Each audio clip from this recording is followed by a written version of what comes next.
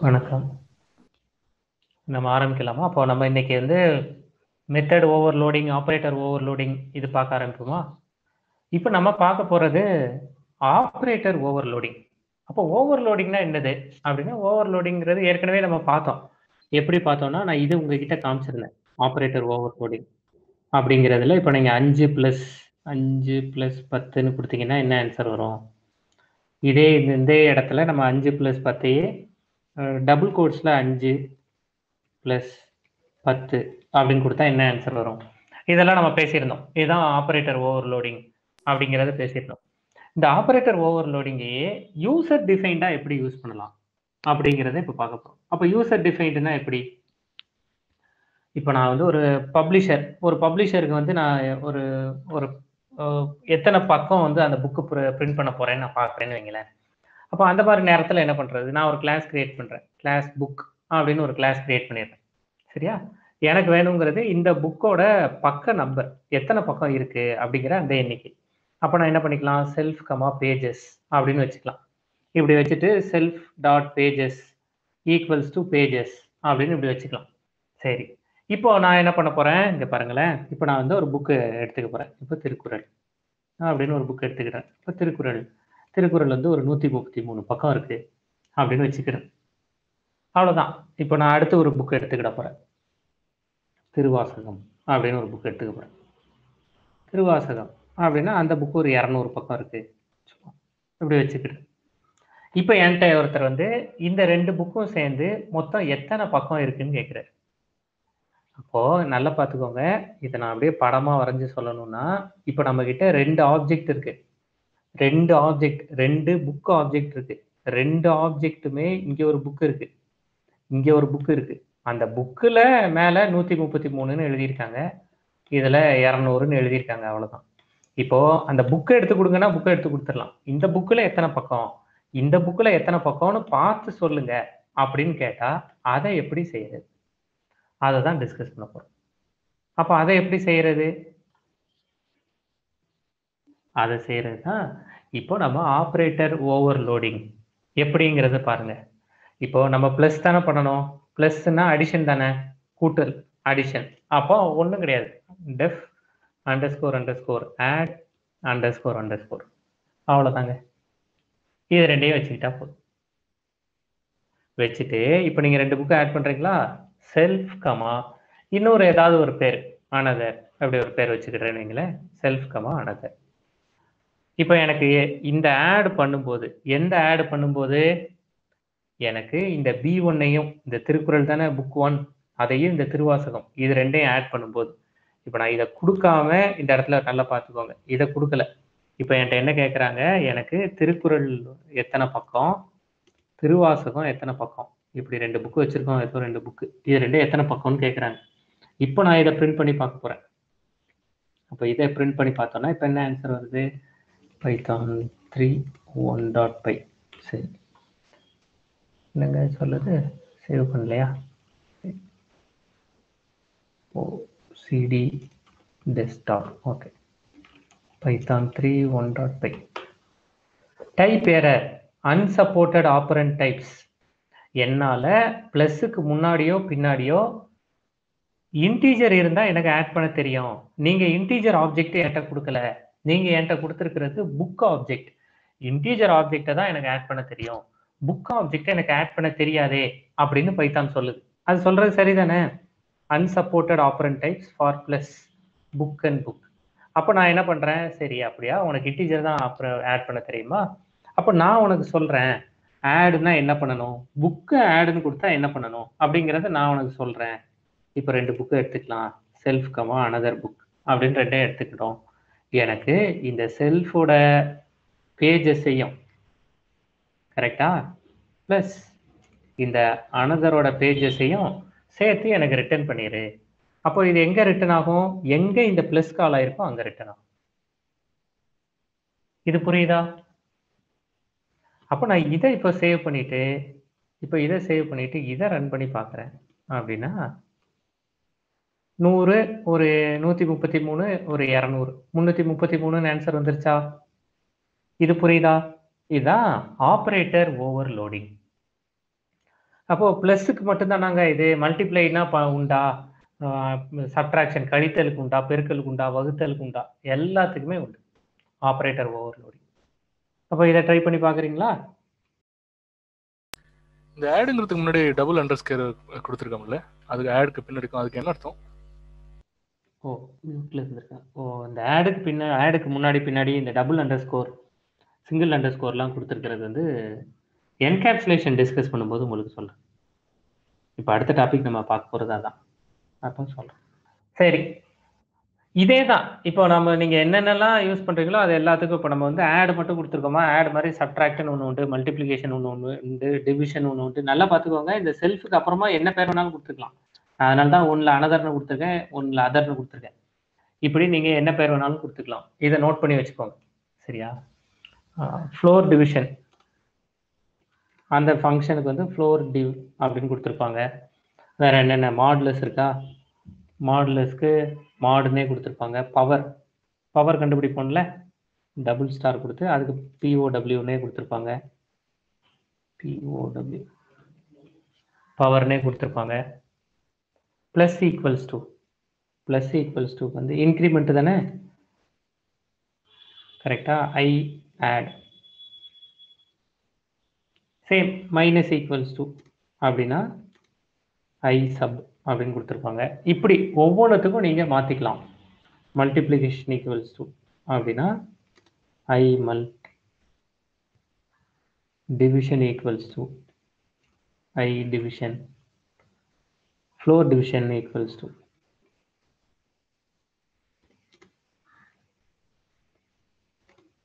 ஐ floor division. Note பண்ணி வச்சுக்கோங்க, சரியா? இதுக்கப்புறமா மேலே இருக்கிற மாதிரியே அண்டர்ஸ்கோர், இந்த முன்னாடி பின்னாடிலாம் அண்டர்ஸ்கோர் வரணும். அண்டர்ஸ்கோர் பின்னாடி அண்டர்ஸ்கோர், அதுக்கப்புறமா செல்ஃப் கமா அதர், இப்படி வரணும். நான் அதை எழுதலை, நீங்கள் நோட் பண்ணி வச்சுக்கோங்க இதை, சரியா? இதே மாதிரி எல்லாத்துக்குமே உண்டு இதில். இப்போ நான் வந்து டபுள் ஈக்குவல்ஸ் டு, இன்னும் நீங்கள் இதெல்லாம் யூஸ் பண்ணலாம்ல, லெஸ் தேன் கிரேட்டர் தேன்லாம் யூஸ் பண்ணலாம்ல, அது எல்லாத்துக்குமே உண்டு. லெஸ் தேன்னா எல்டின்னு போட்டிருப்பாங்க, அண்டர்ஸ்கோர் எல்டி அண்டர்ஸ்கோர்னு கொடுப்பாங்க. கிரேட்டர் தேன்னா லெஸ் தேன் ஆர் ஈக்குவல்ஸ் டுக்கு முதல்ல சொல்லிடுறேன். லெஸ் தேன் ஆர் ஈக்குவல்ஸ் டுன்னா underscore LE, less than or equals டுங்கிறதுனால. கிரேட்டர் தேன்னா ஜிடி ஜிஇ, இதே இதில் ஜிடி இருக்கும், ஜிஇ இருக்கும். ஈக்குவல்ஸுக்கு வந்து இக்யூ இருக்கும், நாட் ஈக்குவல்ஸ் டுக்கு என்இ இருக்கும், சரியா? இதெல்லாம் நோட் பண்ணி வச்சுக்கோங்க. இதெல்லாம் நம்மளே செஞ்சு பார்க்கலாம், இப்படிலாம் ஆப்ரேட்டர் ஓவர்லோடிங் பண்ணுறாங்களா அப்படிங்கிறதெல்லாம் நம்மளே செஞ்சு பார்க்கலாம். அப்போ நம்ம 2 ஸ்டூடெண்ட் இப்போ இந்த மாதிரியான ஓவர்லோடிங்கை யூஸ் பண்ணி தான் இப்போ ரெண்டு ஆப்ஜெக்டோட வேல்யூஸ் எல்லாம் கம்பேர் பண்ணணும் அப்படின்னா இந்த மாதிரி தான் பண்ணுவோம். இப்போ நான் 2 மொபைல் வாங்குறேன்.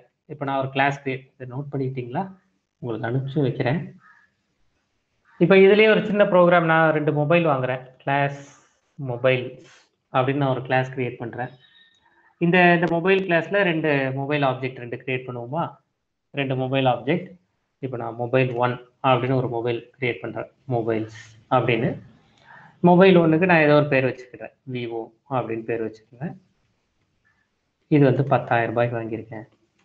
அடுத்து மொபைல் 2, அதுக்கும் மொபைல்ஸ்னு பேர் வச்சுக்கிறேன், சாம்சங் அப்படின்னு பேர் வச்சுக்கிறேன். 12,000 ரூபாய்க்கு வாங்கியிருக்கேன். இப்போ இந்த 10,000 12,000ங்கிறதுலாம் நம்மளோட ஆப்ஜெக்ட் ஸ்பெசிஃபிக் வேல்யூஸ். அப்போ நான் இப்படி கொடுத்த உடனே இதுக்கான கன்ஸ்ட்ரக்டர் எனக்கு வேணும். அப்போ நான் கன்ஸ்ட்ரக்டர் எப்படி கொடுக்குறதே, definition underscore unit underscore self comma பிராண்டா மாடல்னு பிராண்டுன்னு வச்சுக்கலாம், பிராண்ட் கமா ப்ரைஸ் இப்படின்னு வச்சுக்கிறேன். அவ்வளோதான். இப்போ நான் self dot brand equals to brand, self dot price equals to price இப்படி கொடுத்துட்றேன்னு வைங்க. இப்போ எனக்கு கிரேட்டர் தேனா லெஸ் தேனாலாம் பார்க்கணுன்னா நான் இதை யூஸ் பண்ணிக்கலாம். Def underscore GT underscore self comma another இல்லை அதர் ஏதாவது நீங்கள் இங்கேருந்து return self dot price greater than other dot price. இங்கே என்ன பேர் கொடுக்குறீங்களோ அதே பேர் இங்கே கொடுத்துட்டிங்கன்னா போதும். இப்போ எனக்கு எந்த மாடல் பெருசாக இருக்குன்னு தெரியணும் அப்படின்னா M1 கிரேட்டர் தேன் M2 அப்படின்னு நான் இங்கே பார்த்தா போதும், எனக்கு அதோட அவுட்புட் வந்து. அது என்ன ட்ரூனா ட்ரூன்னு கிடைக்கும், ஃபால்ஸ்னா ஃபால்ஸ்னு கிடைக்கும். இப்போ நான் இந்த ப்ரோக்ராமை ரன் பண்ணுறேன், 1.5 வச்சுட்டு இந்த ப்ரோக்ராமை நான் ரன் பண்ணுறேன்னு வைங்களேன்.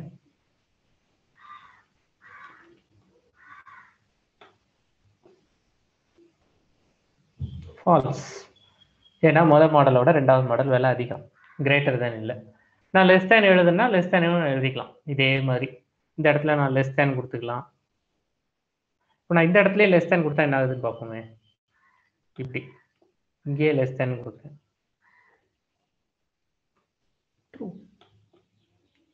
வேணும்னா இங்கேயே லெஸ் தேன் கொடுத்துக்கலாம். கரெக்டாக வேணும் அப்படின்னா இப்படி கொடுத்துக்கலாம். இங்கே லெஸ் தேன் நான் இங்கே கொடுத்தேன்னா இதுதான் ஆப்ரேட்டர் ஓவர்லோடிங். இதையும் ட்ரை பண்ணிட்டு சொல்றீங்களா?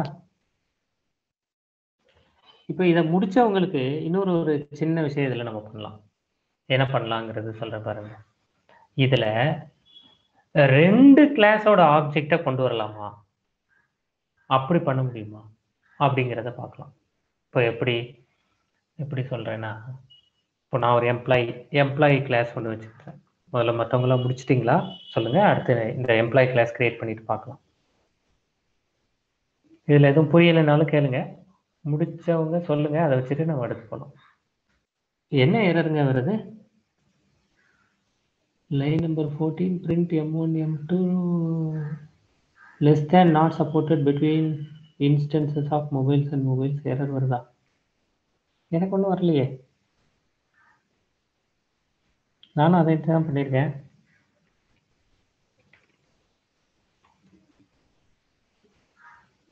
இப்போ என்னங்க எரர் வருது? செல்ஃப் டாட் ப்ரைஸ் எந்த லைனில் எரர் வருது? லைன் நம்பர் 14 m1 m2 முதல்ல கரெக்டாக தானே இருந்தது நம்ம பண்ணதில்ல. அது எப்படி திடீர்னு முதல்ல கிரேட்டர் தேன் வச்சுருந்தேன், அவ்வளோதான். இங்கேயும் கிரேட்டர் தேன் கொடுத்து வச்சுருந்தோம், அவ்வளோதானே பண்ணோம். என்னன்னு பார்ப்போம். கிரேட்டர் தேன் ட்ரூ தான் வருது, லெஸ் தேன் கொடுத்தாவா? லெஸ் தேன் கொடுத்துட்டேன், இங்கே எல்இ கொடுத்துட்டேன்.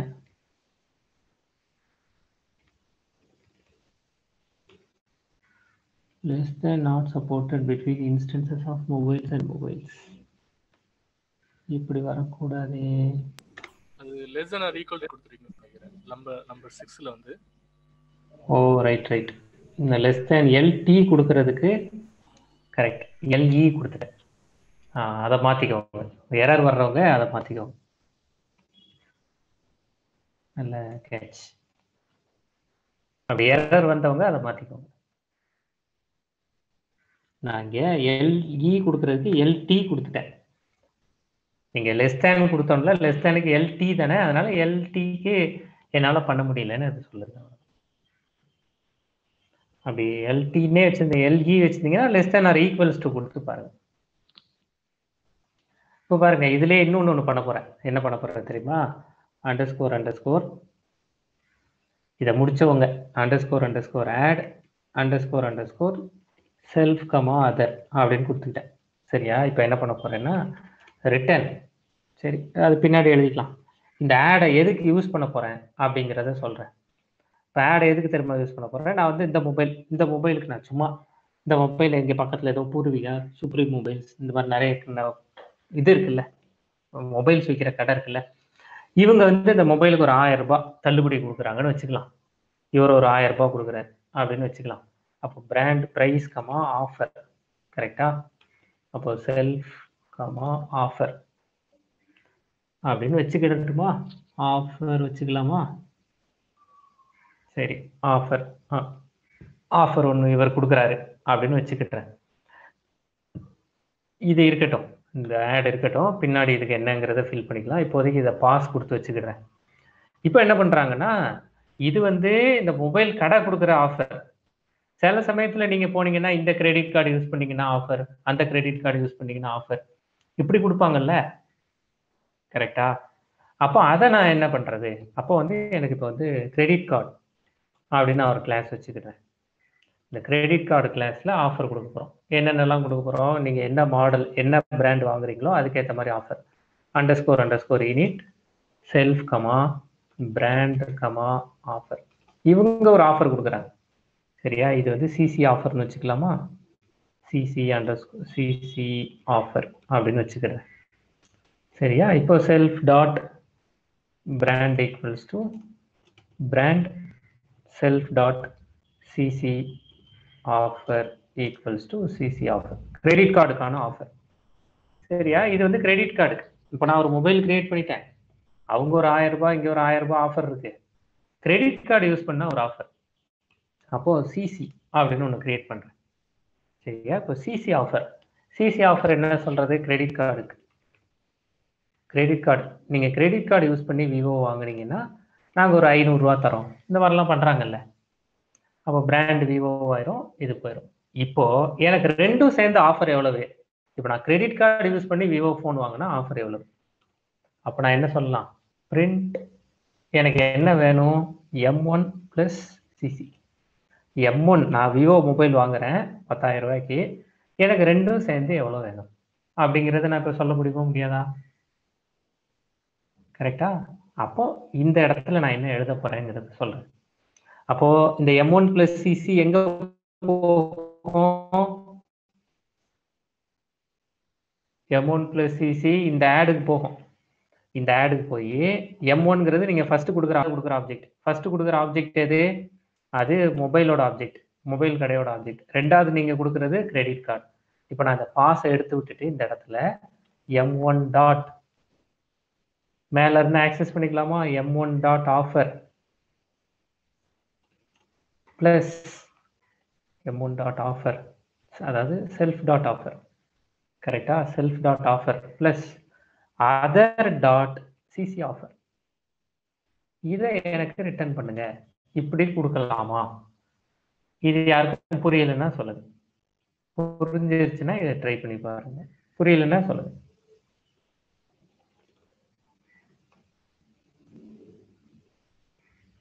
இந்த பாருங்க, எனக்கு 1500 ரூபான்னு வந்துருச்சு. அப்போ வேற வேற 2 கிளாஸோட ஆப்ஜெக்ட்ஸை நான் மெத்தட் ஓவர்லோடிங்ல யூஸ் பண்ணலாமா அப்படின்னா பண்ணலாம் அப்படின்னு கிடைச்சிருச்சா? இது புரியுதா? ஒரே கிளாஸ் ஆப்ஜெக்டை தான் யூஸ் பண்ணணும்னு இல்லை, வேற வேற கிளாஸ் ஆப்ஜெக்ட்ஸையும் ஆபரேட்டர் ஓவர்லோடிங்ல யூஸ் பண்ணலாம். இது சிசி + M1 என்று கொடுத்தால் வேலை செய்யுமா? நல்ல கேள்வி. கொடுத்து பாருங்க. கொடுத்து பார்த்தீங்கன்னா இந்த செல்ஃப் டாட் ஆஃபர்ல என்ன பண்ணுதுங்கிறத பாருங்க. ரொம்ப நல்ல கேள்வி. சிசி + M1 இப்படி கொடுத்தா வேலை செய்யுமா? பொசிஷனல் ஆர்குமெண்ட்ஸா எதை எடுத்துக்கும்?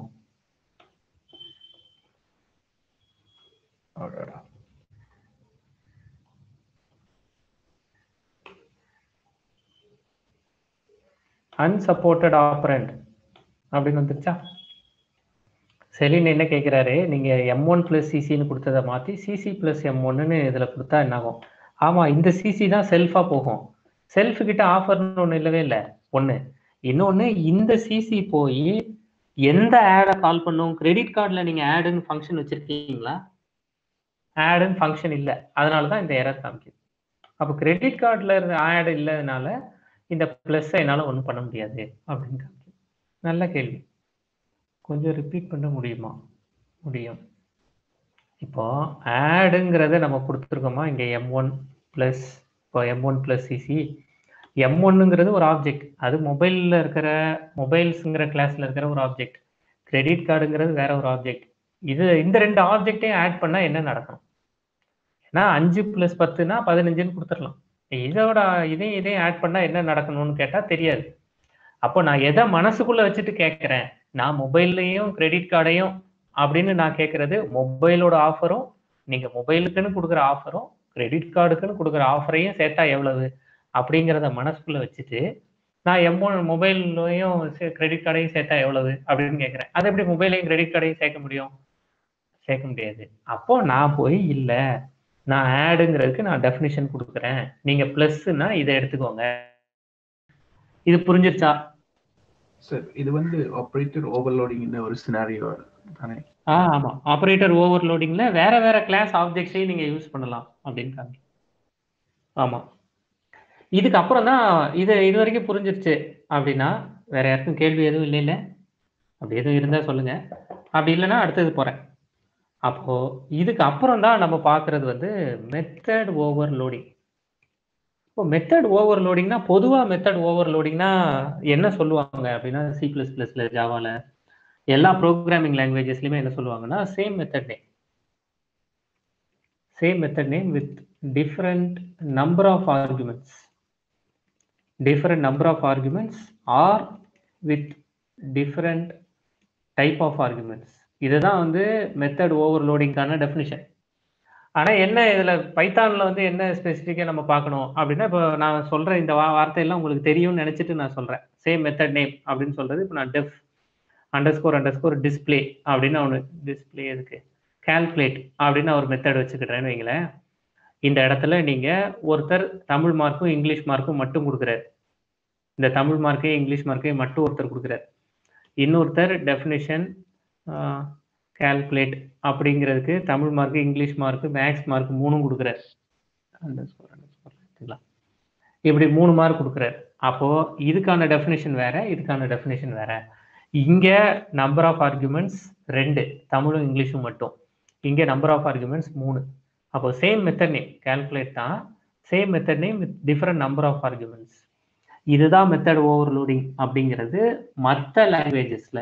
நல்லா பார்த்துக்கோங்க, இது பைத்தான்ல சொல்லலை, மற்ற லாங்குவேஜஸ்ல இப்படி சொல்லுவாங்க. அதுலேயும் இன்னும் ஜாவால C++ல C#லாம் இன்னும் ஒரு ஸ்டெப் மேலே போய் என்ன சொல்லுவாங்கன்னா, இப்போ நான் இதை இன்டீஜரா வாங்குறேன். இன்டீஜர் ஏன்னா அங்கெல்லாம் வந்து ஸ்டாட்டிக்கலி டைப் ப்ரோக்ராமிங் லாங்குவேஜஸ், அதனால இன்டா ஃப்ளோட்டான்னு சொல்லணும். இப்போ நான் இன்னொரு கால்குலேட் வாங்குறேன். அங்க ஒரு 2 பேர்கிட்ட தமிழ் மார்க்கே இங்கிலீஷ் மார்க்கே இன்டீஜரா வாங்காம ஃப்ளோட்டா வாங்குறேன் அப்படின்னா எனக்கு இது வேற டெஃபினிஷன், இது வேற டெஃபினிஷன். இப்போ பைத்தான் எங்க டிஃபர் ஆயிரும்னா, இந்த டேட்டா டைப்பே பைத்தான்ல கிடையாது. கரெக்டா? நம்ம வந்து டைனமிக்கலி டைப் ப்ரோக்ராமிங் லாங்குவேஜ். அப்போ டேட்டா டைப் கிடையாது. அப்போ டேட்டா டைப் கிடையாதுன்னா இப்படி டேட்டா டைப் வச்சு பிரிக்க முடியாது. அப்போ எதை அழிச்சிடலாம்? மேல or with different type of arguments இருக்கா, அந்த டைப்புங்கிறது டேட்டா டைப், அதை எடுத்து விட்டுறலாம். அப்போ இது பைத்தானுக்கு அப்ளை ஆகாது. சரி, அப்போ இது ஆகாதுன்னா அப்போ இது ஆகுமா? கீழே இருக்கிற இதுவும் வேற வேற தானா அப்படின்னா பைத்தான் இங்கேயும் டிஃபர் ஆகும். எப்படி டிஃபர் ஆகுதுன்னு காமிக்கிறேன் பாருங்க. பைத்தான் என்ன பண்ணும்னா, இந்த மாதிரி ஒரு 2 மெத்தட் இப்படி கொடுத்துட்டீங்கன்னா, ஒன்று போல 2 மெத்தட் இப்படி கொடுத்துட்டீங்கன்னா, எதை கடைசியா கொடுத்துருக்கீங்களோ அதை எடுத்துட்டு போய் கடைசியா கொடுத்துருக்கிற டெஃபினிஷன் தான் இவர் விருப்பப்படுறாரு போல அப்படின்னு நினைச்சுக்கோம். இப்போ நான் சும்மா ஒரு சாம்பிள் காமிக்கிறேன். சும்மா ஒரு டெஸ்ட் கிளாஸ் ஒன்று கிரியேட் பண்ணுவோம். டெஸ்ட் அப்படின்னு ஒன்று கிரியேட் பண்ணுறேன். இதில் டெஃபினிஷன் கால்குலேட் வச்சுக்கலாமா? கால்குலேட், சரியா? Definition calculate self comma number 1 comma number 2 அப்படின்னு வச்சுக்கிறேன். இந்த இடத்துல பிரிண்ட் ஏஏஏஏ அப்படின்னு கொடுத்துறேன். சும்மா நம்ம பார்க்குறது தானே. இதே மாதிரி இன்னொரு கால்குலேட் கொடுத்துறேன். கொடுத்துட்டு self number 1 comma number 2 comma number 3 அப்படின்னு கொடுத்துறேன். இங்கே பிரிண்ட் பிபிபி அப்படின்னு கொடுத்துறேன். இப்போ சும்மா நம்ம தெரிஞ்சுக்கிறது தான் இது, சரியா? ஏன்னா மேலே 2 ஆர்குமெண்ட், கீழே 3 ஆர்குமெண்ட். இப்போ இந்த டெஸ்ட்டுக்கு ஆப்ஜெக்ட் கிரியேட் பண்ணுறேன். டெஸ்ட்டுக்கு ஒரு ஆப்ஜெக்ட் இப்படி கிரியேட் பண்ணலாம்ல, பண்ணலாம். இப்போ டி டாட் கால்குலேட் அப்படின்னு கொடுத்துறேன். டி டாட் கால்குலேட் அப்படின்னு ஒன்று கொடுக்குறேன். டி டாட் கால்குலேட் 2 நம்பர் கொடுக்கணும்ல, 10 20ன்னு 2 நம்பர் கொடுப்போம். டி டாட் கால்குலேட் 10 20 30ன்னு 2 நம்பர் கொடுக்குறேன். இப்போ என்ன நடக்குதுன்னு பார்ப்போமா? முதல்ல இதை கமெண்ட் பண்ணிடுறேன். இப்போ நான் இதை கொடுத்து பார்க்குறேன், என்ன அவுட்புட் வருதுன்னு பார்க்க போகிறேன். பிபிபிபின்னு வந்துருச்சா? ஏன்னா இந்த 3த்துக்கு இந்த 3 மேட்ச் ஆகுது வந்துருச்சுன்னு நினச்சிக்குவோம். இப்போ நான் இதை கமெண்ட் பண்ணிடுறேன், மேலே உள்ளதை ரன் பண்ணி பார்க்குறேன். ஏன்னா மேலேக்கும் பொருத்தமான டெஃபினிஷன் என்கிட்ட இருக்கு, 2 நம்பருக்கான டெஃபினிஷன். இப்போ பாருங்களேன், எரர். இந்த எரர் புரியுதா? கால்குலேட்டுங்கிற method missing 1 required positional arguments number 3. ஏன்னா நீங்க கடைசியா கொடுத்த டெஃபினிஷனை தான் பைத்தான் எடுக்கும். இது புரியுதா? இதுல ஏதாவது கேள்வி இருந்தா சொல்லுங்க. அப்போ இந்த மாதிரியான சினாரியோஸை பைத்தான்ல எப்படி ஹேண்டில் பண்றது? ஓகே, நீங்க இது வராதுன்னு சொல்லிட்டீங்க. பைத்தான்ல இது எப்படிங்க ஹேண்டில் பண்றது அப்படின்னா, யாராவது ஒரு ஐடியா கொடுக்குறீங்களா? இதை பைத்தான்ல எப்படி ஹேண்டில் பண்ணலான்னு? எக்ஸப்ஷன் ஹேண்ட்லிங் மாதிரி. எக்ஸப்ஷன் ஹேண்ட்லிங் இல்ல, இப்போ மெத்தட் ஓவர்லோடிங் ஒன்னு இருக்குன்னு சொல்லிட்டோமே பைத்தான்ல. அப்போ படிச்சாகணுமே. நீங்க ஏற்கனவே இதை படிச்சிருக்கீங்க. உங்களோட ஆர்குமெண்ட்ஸ் பத்தின நோட்ஸ் இருந்துச்சுன்னா அந்த ஆர்குமெண்ட்ஸ்ல டைப்ஸ் ஆஃப் ஆர்குமெண்ட்ஸ் நம்ம படிச்சோம். சூப்பர். அதை இங்க அப்ளை பண்ணணும். சரி, நடிச்சிட்டாரு பாருங்க. இப்போ அப்போ இந்த மாதிரியான சினாரியோஸ்ல நான் என்ன பண்றது? இப்படி 2 நம்பர் இங்க 3 நம்பர் இருக்கிறதுக்கெல்லாம் அப்படின்னா, நம்ம முன்னாடி என்ன பண்ணணும் ஞாபகம் இருக்கா? முன்னாடி என்ன பண்ணுவோம் தெரியுமா? நம்பர் 3ன்னு ஒன்று வச்சுக்குவோம். இந்த இடத்துல நம்பர் 3ன்னு ஒன்று வச்சுட்டு நன் அப்படின்னு கொடுத்து வச்சுருவோம். சும்மா, ஏன்னா நம்பர் 3 ஒருத்தர் கொடுத்தாலும் வேலை செய்யும், கொடுக்கலனாலும் வேலை செய்யும் அப்படிங்கிறதுக்கு. இது டிஃபால்ட் ஆர்குமெண்ட்ஸ் வச்சு வைக்கிறது. இல்ல எனக்கு டிஃபால்ட் ஆர்குமெண்ட்ஸ் இல்ல அப்படின்னா என்ன பண்ணலாம்? இதே கால்குலேட்ல நீங்க வேரியபிள் நம்பர் ஆஃப் ஆர்குமெண்ட்ஸ். இப்போ வேரியபிள் நம்பர் ஆஃப் ஆர்குமெண்ட்ஸ் எப்படி? வேரியபிள் ஆர்குமெண்ட்ஸ் எப்படி எப்படி போவீங்க? ஸ்டார். அவ்வளவுதானே? ஸ்டார் கொடுத்து நம்பர்னு வாங்கிடுவீங்க. அப்போ நான் எத்தனை நம்பர் கொடுக்கலாம்? நான் எத்தனை வேணாலும் கொடுக்கலாம். இப்போ நம்ம இதை கால்குலேட் பண்ணி பார்ப்போமா? இப்போ எனக்கு இவ்வளோ கால்குலேட் தேவையில்லை, ஸ்டார் நம்பர்னு கொடுத்துட்டேன்னா. இப்போ நான் டோட்டல், இப்போ என்ன டோட்டல் தானே கண்டுபிடிக்கணும். டோட்டல் ஈக்குவல்ஸ் டு முதல்ல 0ன்னு வச்சுக்கலாம். அப்புறமா ஃபார் ஐ இன் நம்பர், அவ்வளோதான். Total equals to total plus I. கரெக்டாக? அந்த லூப் முடிஞ்ச உடனே அதை ரிட்டர்ன் பண்ணனா ரிட்டர்ன் பண்ணுங்க, இல்லை சம்ம டோட்டலை பிரிண்ட் பண்ணனா பிரிண்ட். இது புரியுதா? எப்படி மெத்தட் ஓவர்லோடிங்கை பைத்தான்ல கொண்டு வராங்க. அப்போ நம்ம ஏற்கனவே படிச்சதுல ஸ்ட்ராங்கா இருந்தாலே இது புரிஞ்சிடும். அதுல ஸ்ட்ராங்கா இல்லை, அதை நான் ரிவைஸ் பண்ணாம விட்டுட்டேனே அப்படின்னா நோட் பண்ணி வச்சுக்கோங்க, பின்னாடி பொறுமையா பண்ணிக்கலாம், ஒன்றும் அவசரம் இல்லை. இது புரியுதா? சரி, இப்போ நம்ம ஸ்டார் மட்டும் யூஸ் பண்ணி பண்ணிருக்கோம். ஸ்டார் அது இன்னொரு ஓவர்லோடிங் ஆகுமா இல்லை இதுலயே வந்துருமா சார்? ஸ்டார் கொடுக்கலாம், அதையும் கொடுத்து ட்ரை பண்ணி பாருங்க. மெத்தட் ஓவர்லோடிங்ல ஸ்டார் கொடுக்கலாம், கொடுத்து ட்ரை பண்ணி பார்க்கலாம். கீவேர்ட் ஆர்குமெண்ட்ஸ்க்கு தானே கேட்குறீங்க? அது ஒரு தனி ஓவர்லோடிங் ஆகுமா இல்லை இதுலயே தான் வந்துருமான்னு கேட்குறேன் சார். இப்போ கால்குலேட் கொடுத்து ஸ்டார் நம்பர் கொடுத்தா அது இன்னொரு ஓவர்லோடிங் ஆகுமா?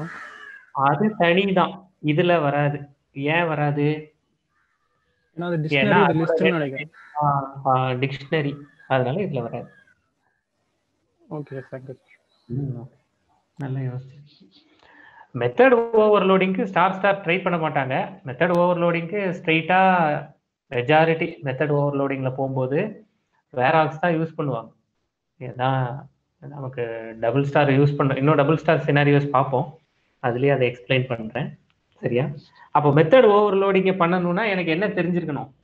Variable number of arguments pass பண்றது தெரிஞ்சிருக்கணும். Variable number of arguments pass பண்றது ரொம்ப ஈஸி. இப்போ மற்ற ப்ரோக்ராம் ஜாவா, C#லாம் எப்படி இருக்கும்னா இதை தனித்தனியா நீங்க எழுதணும். இதுக்கு தனி 2 நம்பர் கொடுத்துருக்கீங்களா, அப்புறம் நம்பர் 1 நம்பர் 2 இப்படி ஒன்று எழுதணும். பெரிய விஷயம் அது. மெத்தட் ஓவர்லோடிங்கிறத சும்மா இப்படி 5 நிமிஷத்துல எல்லாம் சொல்லிட்டு போக முடியாது. இது பார்த்துக்கோங்க, இதுக்கு தனி நம்பர் 1 நம்பர் 2 நம்பர் 3 இப்படி ஒன்று தனியா எழுதணும். இதுல டேட்டா டைப் வேற வந்து மேட்ச் பண்ணுவாங்க, அதுக்கு தனியா ஒன்று எழுதணும். இப்படி நம்பர் ஆஃப் ஆர்குமெண்ட்ஸ் இப்படி. இங்க ரொம்ப ஈஸி, ஒரே ஒரு ஸ்டாரை மட்டும் போட்டு விட்டா நீங்க எத்தனை வேணாலும் வாங்கிக்கோங்கன்னு சொல்லி முடிச்சுட்டு போயிடலாம். இதுதான் மெத்தட் ஓவர்லோடிங். இப்போ இதை ட்ரை பண்ணிடலாமா? ரொம்ப ஈஸியா இருக்குல்ல? அவங்க கிட்ட முன்னாடியே சொன்னேன், உங்களுக்கு ஞாபகம் இருக்கா? ஆப்ஜெக்ட் ஓரியன்டட் ப்ரோக்ராமிங் ஒன்றும் கஷ்டம் கிடையாது.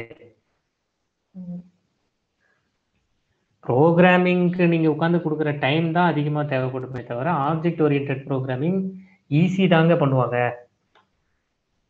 அது வந்து நம்ம ஒரு சேலஞ்சா வச்சுக்கலாம் அப்படின்னு உங்ககிட்ட முன்னாடி சொன்னேன். நம்ம இந்த ஆப்ஜெக்ட் ஓரியன்டட் ப்ரோக்ராமிங்கை பார்க்க ஆரம்பிக்கும் போது சில டைம்ல ஆப்ஜெக்ட் ஓரியன்டட் ப்ரோக்ராமிங் சொல்லி கொடுக்கறது போர் அடிக்கும். சொல்லி கொடுக்கறதுக்கு போர் அடிக்கும், கவனிக்கிறதுக்கு தானே போர் அடிக்கும் வழக்கமா. சொல்லி கொடுக்கறதுக்கு இதெல்லாம் ஒரு அதாவது ஆப்ஜெக்ட் ஓரியன்டட் ப்ரோக்ராமிங்கை ஜாவால சொல்லி கொடுக்கறதுல நிறைய ட்ரெயினருக்கு நிறைய வேலை இருக்கும். உண்மையிலே சொல்லணும்னா பைத்தான்ல சொல்லிக் கொடுக்கறதுல ட்ரெயினருக்கு ரொம்ப வேலை கம்மியாக இருக்கும் அதை சொல்லிக் கொடுக்கறதுல. இதெல்லாம் உங்களை எப்படி சொல்றதுன்னா, உங்களை அண்டர் எஸ்டிமேட் பண்ணாதான் இதெல்லாம் டீட்டெயிலாக சொல்லிக் கொடுக்கணும். அப்படி மாதிரி இருக்கும் சில இடத்துல. இதெல்லாம் பார்த்தே புரிஞ்சிருவாங்களே அப்படிங்கிற மாதிரி இருக்கும். இதை முடிச்சுட்டு சொல்லுங்க, அடுத்தது நம்ம போகலாம். அப்போ நம்ம அடுத்தது போகலாமா? இதான் மெத்தட் ஓவர்லோடிங். அப்போ நம்ம ஆப்ரேட்டர் ஓவர்லோடிங் பார்த்துட்டோம், மெத்தட் ஓவர்லோடிங் பார்த்துட்டோம். அடுத்தது நம்ம பார்க்க போகிறது கன்ஸ்ட்ரக்டர் ஓவர்லோடிங். ஏன்னா கன்ஸ்ட்ரக்டருக்கு இதே கேள்வி நம்ம முதல்ல இந்த கன்ஸ்ட்ரக்டர் பற்றி ஆரம்பிக்கும் போது யாரோ ராஜராஜனோ இளங்கோவனோ கேட்டாங்க. என்ன கேட்டாங்கன்னா, நம்ம வந்து சூப்பர் மார்க்கெட்னு ஒரு கிளாஸ் கிரியேட் பண்ணி கன்ஸ்ட்ரக்டர் அதுக்கு ஆப்ஜெக்ட்ஸ்லாம் கிரியேட் பண்ணிட்டு இருந்தோம். ஞாபகம் இருக்கா? ஆரம்பத்தில் சூப்பர் மார்க்கெட் ஒன்று வச்சிருக்கோமா இங்கேயே எங்கேயாவது? அது வேணா இருந்தால் காமிக்கிறேன் உங்களுக்கு, ஒரு வேளை அது இருந்தால் ஓகே, இல்லைனாலும் நம்ம கிரியேட் பண்ணிக்கலாம். இப்போ சூப்பர் மார்க்கெட் அப்படின்னு ஒரு கிளாஸ் கிரியேட் பண்ணிட்டு அந்த சூப்பர் மார்க்கெட் கிளாஸுக்கு ஆப்ஜெக்ட் நம்ம கிரியேட் பண்ணோம். ஞாபகம் இருக்கா உங்களுக்கு? இப்போ நீங்கள் ஆப்ஜெக்ட் 1 சூப்பர் மார்க்கெட்டில் உள்ள things objects OB1 equals to super market அப்படின்னு கொடுத்து, இது வந்து சோப்புங்க, இதை 20 ரூபாய்க்கு விற்கிறோம், 2 ரூபாய் ஆஃபர் கொடுக்குறோம். ஆப்ஜெக்ட் 2 இது வந்து அரிசி, இப்படி டைப் பண்ணிட்டு இருந்தோம். இப்போ இது வந்து ரைஸ், இதை 60 ரூபாய்க்கு விற்கிறோம், 5 ரூபாய் ஆஃபர் கொடுக்குறோம். இப்போ நான் ஆஃபர் கொடுக்கலன்னா இப்போ என்ன ஆகும்னு கேட்டார் அவர். நீங்கள் ஆஃபர் கொடுக்குற மாதிரி கன்ஸ்ட்ரக்டரை வசதியாக எழுதிக்கிட்டுறீங்க. இந்த இடத்துல டெஃபினிஷன் கன்ஸ்ட்ரக்டர் எப்படி எழுதுவோம்? _ init _ self comma brand comma price comma டிஸ்கவுண்ட்னு எழுதிக்கிட்டீங்க. இப்போ நீங்கள் ஓகே, இந்த இடத்துல அரிசிக்கெல்லாம் ஆஃபர் கொடுக்க மாட்டாங்கல்ல, அரிசிக்கு ஆஃபர் கொடுக்கலன்னா இந்த கன்ஸ்ட்ரக்டர் எப்படி வேலை செய்யும் அப்படின்னு கேட்டார். அப்போ கன்ஸ்ட்ரக்டர் ஓவர்லோடிங்லேயும் அதே ரூல் தான். நீங்கள் மல்டிபிள் கன்ஸ்ட்ரக்டர்ஸ் எழுதுனீங்கன்னா பைத்தான் நீங்கள் கடைசியாக எந்த கன்ஸ்ட்ரக்டர் எடுத்திருக்கீங்களோ, இப்போ மெத்தட் ஓவர்லோடிங்கில் பார்த்தோம்ல அதே மாதிரி எடுத்துக்கும். அப்போ நான் என்னங்க பண்ணுறது? என்ன பண்ணுறது? திரும்பவும் வேரியபிள் நம்பர் ஆஃப் ஆர்குமெண்ட்ஸ் தான். இந்த இடத்துல ஸ்டார் அப்படின்னு போட்டு ஏதாவது ஒன்று வச்சுக்கோங்க, கண்டென்ட் அப்படின்னு வச்சுக்கோங்க. அவர் கொடுத்தாருன்னா அதை வாங்கிக்கோங்க, கொடுக்கலன்னா விட்டுருங்க. இப்போ நான் இதை கொடுத்துட்டேன், இப்படி கொடுத்துட்டு பிரிண்ட் கன்ஸ்ட்ரக்டர் செக் அப்படின்னு கொடுத்துட்டேன். இப்படி கொடுத்துட்டா இப்போ எனக்கு நான் 2 ஆப்ஜெக்ட் கிரியேட் பண்ணியிருக்கேன். 2 ஆப்ஜெக்ட்டுக்கும் வேற வேற கன்ஸ்ட்ரக்டர் ஆக்சுவலாக வேணும். இந்த 2 ஆப்ஜெக்ட்டுக்கும் சேர்த்து இந்த ஸ்டார் கொடுத்து வாங்கிக்கலாமா அப்படிங்கிறத நம்ம பார்க்கலாம். புரியுதா? அப்போ இந்த வேரியபிள் நம்பர் ஆஃப் ஆர்குமெண்ட்ஸ் வந்து இங்கே எப்படி அப்ளை ஆகுது அப்படிங்கிறது புரியுதா?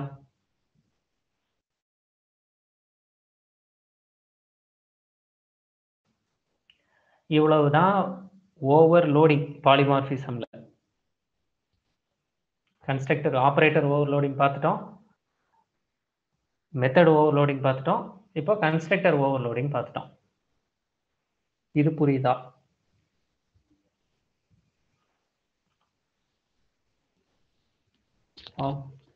யாரோ கஷ்டப்பட்டு தேடி எடுத்து அனுப்பிச்சு வச்சிருக்கீங்க.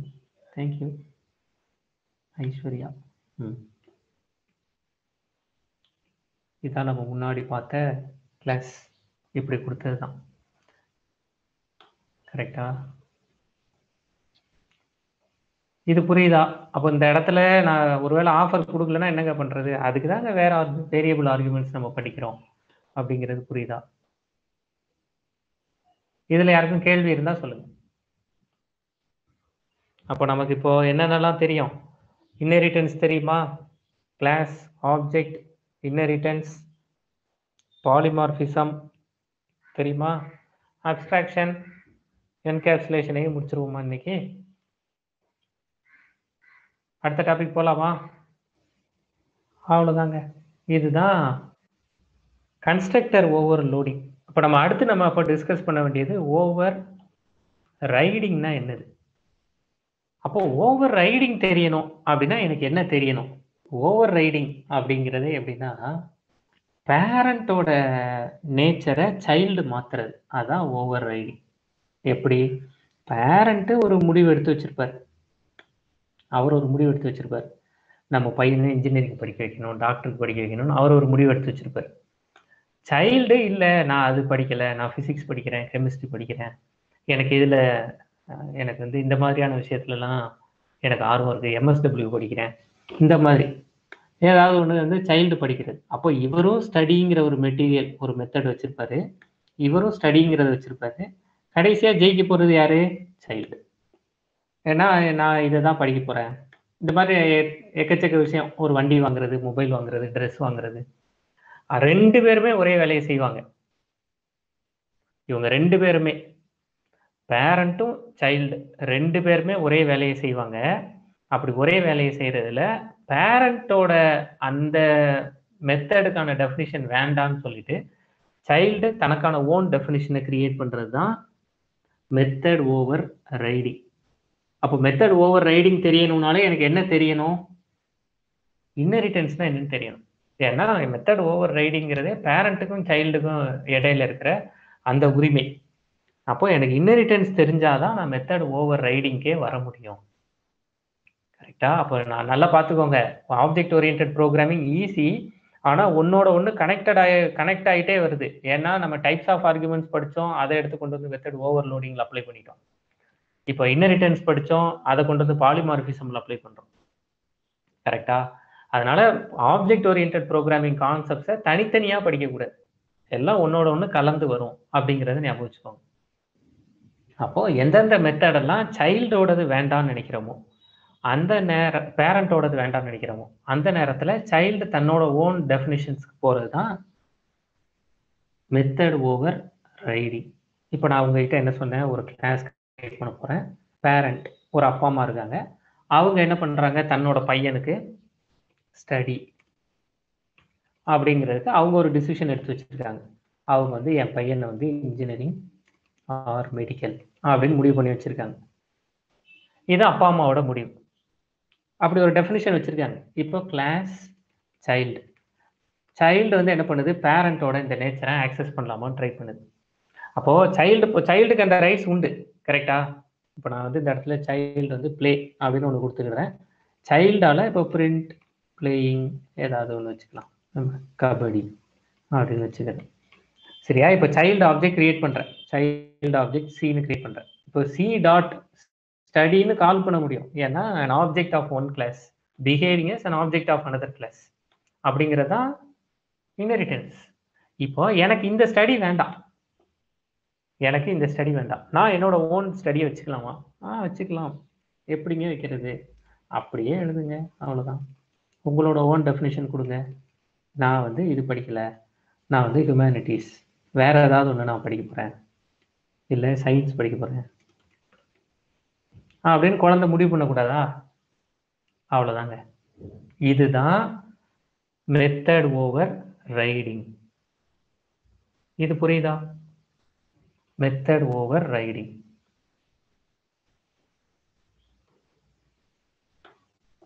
அப்போ மெத்தட் ஓவர் ரைடிங்னா என்னது அப்படின்னா, same method name in parent and child classes. கரெக்டா? அதான் மெத்தட் ஓவர் ரைடிங். எப்போ சைல்டு கிளாஸுக்கு பேரண்ட்டோட இம்ப்ளிமெண்டேஷனில், பேரண்ட் வந்து இந்த ஸ்டடிங்னு கொடுத்துருக்கிறதுக்கான டெஃபினிஷனில் முழு விருப்பம் இல்லையோ, அப்போ சைல்டுக்கு தன்னோட ஓன் டெஃபினிஷன் கொடுக்கறதுக்கான ரைட்ஸ் உண்டு. நிஜ லைஃப்பில் உண்டு, அது ப்ரோக்ராமிங்லேயும் உண்டு. அப்போ இது அப்பா அம்மாவோட டிசிஷனுக்கு மேலே ஏறி உட்காந்துருது. அதுதான் ஓவர் ரைடிங். ஏறி உட்காந்து இவங்க ரைட் பண்ணுறாங்க, ஓவர் ரைடிங். இது புரியுதா? இதை ட்ரை பண்ணி பார்த்துட்டு சொல்கிறீங்களா? நிறைய இடத்துல மெத்தட் ஓவர் ரைடிங்லாம் யூஸ்ஃபுல்லாக இருக்கும். இப்போ நீங்கள் சும்மா சின்ன சின்ன ப்ரோக்ராமாக எழுதி காட்டுறீங்க, நிஜத்தில் இந்த ப்ரோக்ராம்லாம் எங்கெங்கே யூஸாக இருக்கும்? இப்படி அங்கே பேரண்ட் சைல்டு ஸ்டடி நாங்கள் யூஸ் பண்ண முடியும். நிஜ ப்ரோக்ராமில் நான் ஒரு ப்ராஜெக்ட் பண்ணுறேன்னா எனக்கு எங்கே யூஸ்ஃபுல்லாக இருக்கும் அப்படிங்கிற கேள்வி தான் கேட்கலாம். ஆமாம், முன்னாடி நம்ம இன்ஹெரிட்டன்ஸ்க்கு பேங்க்கு, ஸ்டேட் பேங்க், ரிசர்வ் பேங்க்லாம் பார்த்தோமா? அப்படி பார்க்கும்போது ஒவ்வொரு பேங்க்கும் ஒவ்வொரு மாதிரி இன்ட்ரெஸ்ட் ரேட் கால்குலேட் பண்ணுறது, இதெல்லாம் பண்ணிக்கலாம்ல. கரெக்டா? இப்போ கவர்மெண்ட் வந்து ஒவ்வொரு காலேஜஸ்க்கும் இவ்வளோ ஃபீஸ் வாங்கிக்கலாம் அப்படின்னு ஒரு முடிவு சொல்கிறாங்க. இவங்க ஒவ்வொருத்தரும் அவங்க டெஃபினிஷன், கவர்மெண்ட்டோட டெஃபினிஷன் ஒன்று, இவங்களோட டெஃபினிஷன் ஒன்றுன்னு வச்சுக்கிறாங்கல்ல. இந்த மாதிரியான இடத்துல வைக்கலாம். இதெல்லாம் மெத்தட் ஓவர் ரைடிங் இருக்கிற இடங்கள். இப்போ முடிச்சவங்க கிட்ட ஒரு கேள்வி, இப்போ எனக்கு அப்போ பேரண்ட்டோட டிசிஷனே தெரியாமல் போயிருமே, அதை நான் எப்படி ஆக்சஸ் பண்ணுறது? சரி, இவர் வந்து ஹியூமனிட்டிஸ் சயின்ஸ் படிக்கிறாருன்னு வச்சுக்கோங்க. பேரண்ட் வந்து என்ன படிக்க சொன்னாங்க அப்படிங்கிறது சைல்டு தெரிஞ்சுக்கிடணும்னா எப்படி தெரிஞ்சுக்கிறது? உங்களோட ஐடியா என்ன? சூப்பர். ஸ்டீஃபன் ஸ்டீஃபன் ரொம்ப டக்குன்னு அடிச்சு விட்டார். ஓ, இளங்கோவன் அதான் கேட்டிருக்காரா? நைஸ். சூப்பர் தான். சூப்பர். சூப்பர் ஆஃப் யூஸ் பண்ணியிருக்கோம்ல, அவ்வளோதான். சூப்பர் ஆஃப்னு போட்டு ஸ்டடின்னு போட்டு பாருங்க, வருதா பாருங்க. சூப்பரே சூப்பர் கிளாஸ்க்கு தானே. சூப்பர் கொடுத்து இந்த அவுட்புட்ல இது ரெண்டு வருதா? அவ்வளோதாங்க. இப்போ நம்ம என்ன முடிச்சிட்டோம்? கிட்டத்தட்ட பாலிமார்பிசம் முடிச்சிட்டோம். இப்போ இன்ஹெரிட்டன்ஸ் தெரியும், பாலிமார்பிசம் நமக்கு தெரியும். அடுத்த டாபிக் டிஸ்கஸ் பண்ணலாமா? இப்போ அடுத்து இதில் என்ன கேள்வி கேட்கலாம்? அப்போ மெத்தட் ஓவர் ரைடிங் மாதிரி கன்ஸ்ட்ரக்டர் ஓவர் ரைடிங் உண்டா?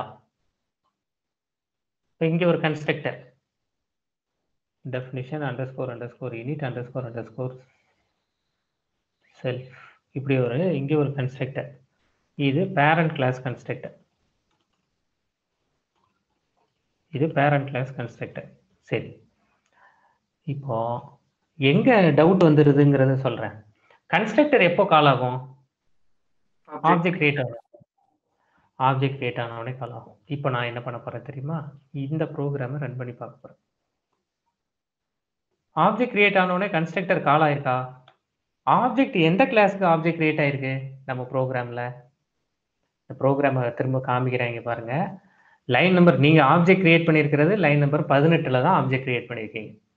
லைன் நம்பர் 18ல எந்த கிளாஸ்க்கு ஆப்ஜெக்ட் கிரியேட் பண்ணியிருக்கோம்? சைல்டு கிளாஸ்க்கு. சைல்டு கிளாஸுக்கு ஆப்ஜெக்ட் கிரியேட் பண்ணி அவுட்புட்டை எடுத்து பார்த்தா, சைல்டு கிளாஸுக்கு ஆப்ஜெக்ட் கிரியேட் பண்ணி அவுட்புட் எடுத்து பார்த்தா பேரண்ட் கிளாஸ் கன்ஸ்ட்ரக்டர் கால் ஆகுது. எப்படி? யாராவது சொல்றீங்களா எப்படின்னு? இன்ஹெரிட் ஆனதுனால. கரெக்ட், இன்ஹெரிட் ஆனதுனால. எப்படி இன்ஹெரிட் ஆனதுனாலன்னு சொல்றோம்? What is inheritance? an object of one class, an object of one class behaving as an object of another class. இப்போ இந்த சி எந்த கிளாஸோட ஆப்ஜெக்டா ஆக்ட் ஆகும்? பிஹேவிங் இல்ல ஆக்டிங்? இந்த பேரண்டோட ஆப்ஜெக்டா இது ஆக்ட் ஆகும். அப்போ பேரண்டோட ஆப்ஜெக்டா ஆக்ட் ஆச்சுன்னா பேரண்டோட கன்ஸ்ட்ரக்டர் கால் ஆகணுமா வேண்டாமா? இந்த சி வந்து நல்லா பாத்துக்கோங்க. இப்போ இந்த சி வந்து ரெண்டு கிளாஸுக்கு ஆப்ஜெக்ட், சரியா தப்பா? இப்போ நீங்க இங்க சின்னு ஒரு ஆப்ஜெக்ட் கிரியேட் பண்றீங்க. இந்த சி, இந்த இடத்துல நம்ம சின்னு ஒரு ஆப்ஜெக்ட் கிரியேட் பண்ணோம்னா, இந்த சியால இந்த கிளாஸ்ல உள்ள மெத்தட்ஸ் வேரியபிள்ஸையும் ஆக்சஸ் பண்ண முடியும், இந்த கிளாஸ்லயும் ஆக்சஸ் பண்ண முடியும். ஏன்னா இவங்க ரெண்டு பேரும் பேரண்ட் சைல்டு ரிலேஷன்ஷிப்ல இருக்காங்க. அப்போ இவர் ரெண்டு கிளாஸோட ஆப்ஜெக்ட். இப்படி பேசுறது சரியா தப்பா? அப்போ இந்த கிளாஸ்ல கன்ஸ்ட்ரக்டர் இல்லைன்னா அவர் அந்த கிளாஸ் கன்ஸ்ட்ரக்டரை போய் கால் பண்ணுவாரு. அவர் அந்த கிளாஸ்க்கும் ஆப்ஜெக்டா இருக்கிறதுனால தான் அந்த கிளாஸ்ல உள்ள மெத்தட்ஸையும் அவரால் ஆக்சஸ் பண்ண முடியுது. இந்த பாயிண்ட் சரியா? இது யாருக்கும் புரியலைன்னா சொல்லுங்க. அவ்வளவுதான்.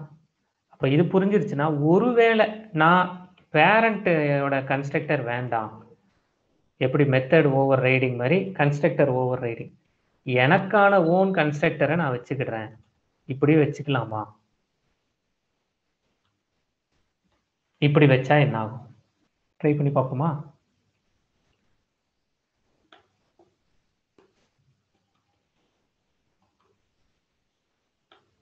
ஆமா, பேரண்ட் கிளாஸ் கன்ஸ்ட்ரக்டர் வேண்டாம்னு சொல்லிட்டாரு, அதனால சைல்டு கிளாஸ் கன்ஸ்ட்ரக்டர் கால் ஆகுது.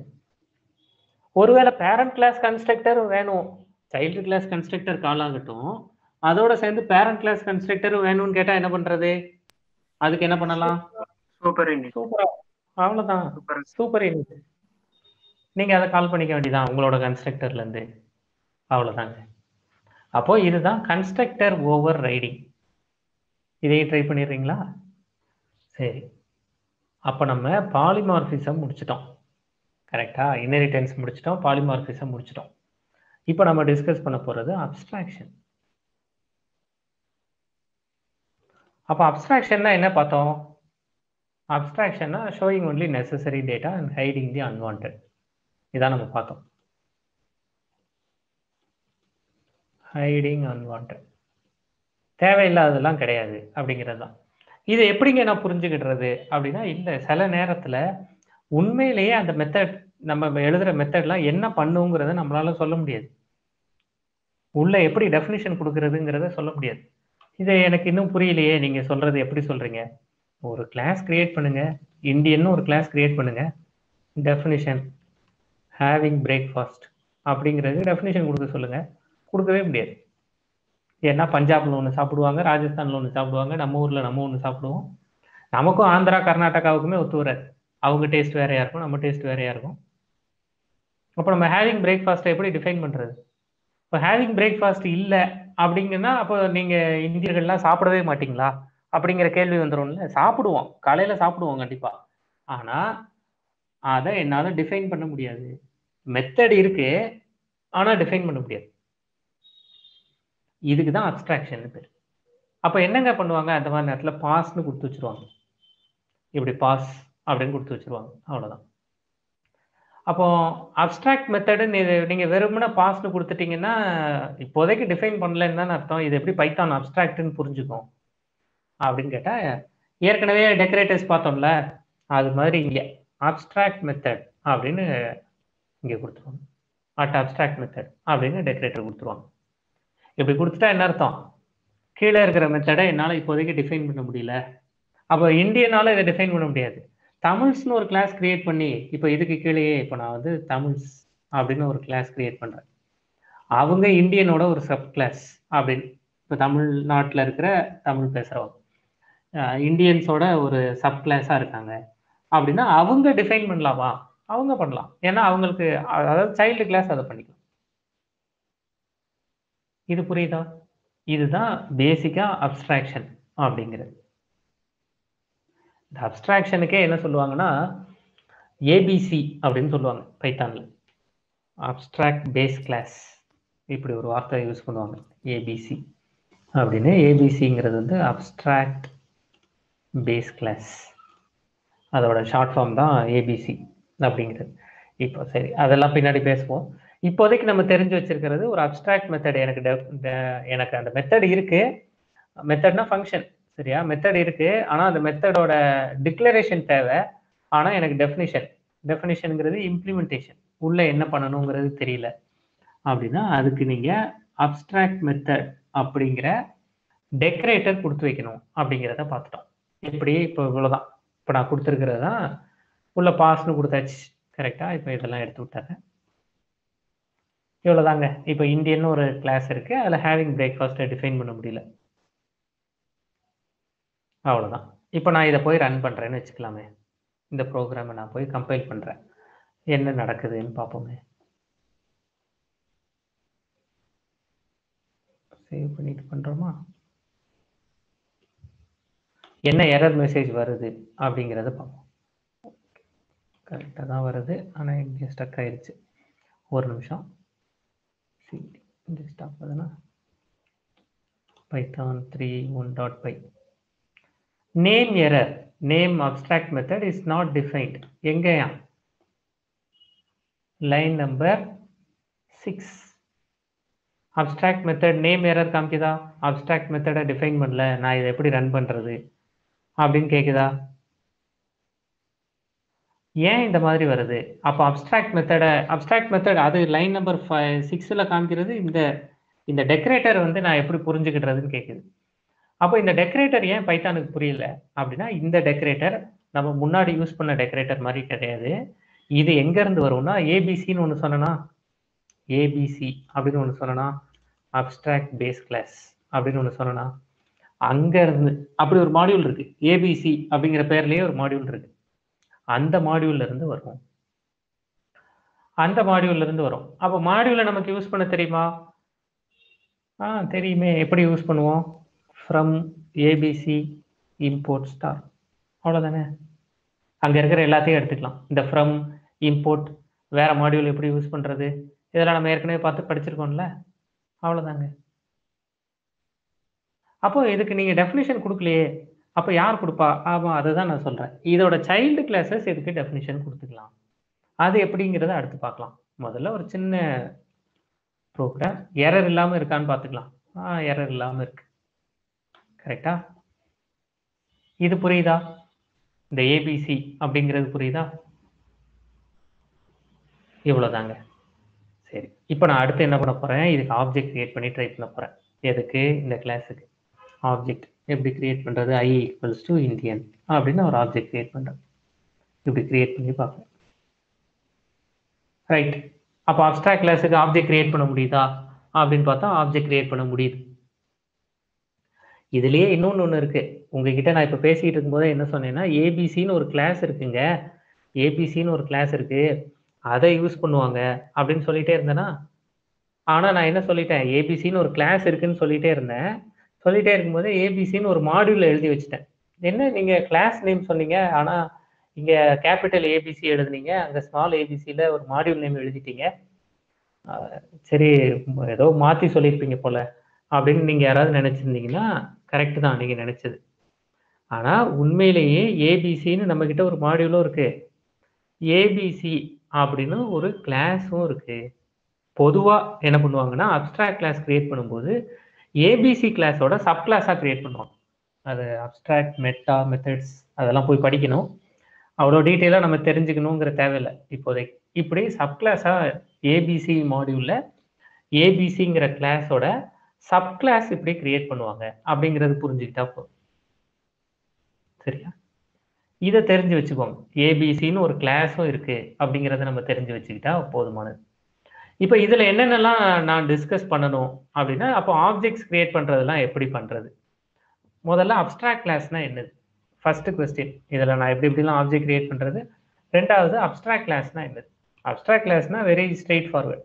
நீங்கள் ஒரு கிளாஸ் வச்சுருக்கீங்க, அந்த கிளாஸில் நிறைய மெத்தட்ஸ் வச்சுருக்கீங்க, அதில் ஒரு மெத்தடுக்கோ குறைஞ்சது ஒரு மெத்தடுக்கோ அல்லது இதே மாதிரி நிறைய மெத்தட்ஸ்க்கோ உங்களால் டெஃபினிஷன் அல்லது இம்ப்ளிமெண்டேஷன் கொடுக்க முடியும் அப்படின்னா அதுதான் அப்ஸ்ட்ராக்ட் கிளாஸ். அப்போ அப்ஸ்ட்ராக்ட் கிளாஸ்ங்கிறதுக்கு என்ன டெஃபினிஷன் பார்த்துக்கலாம். அப்ஸ்ட்ராக்ட் கிளாஸ் அப்படிங்கிறது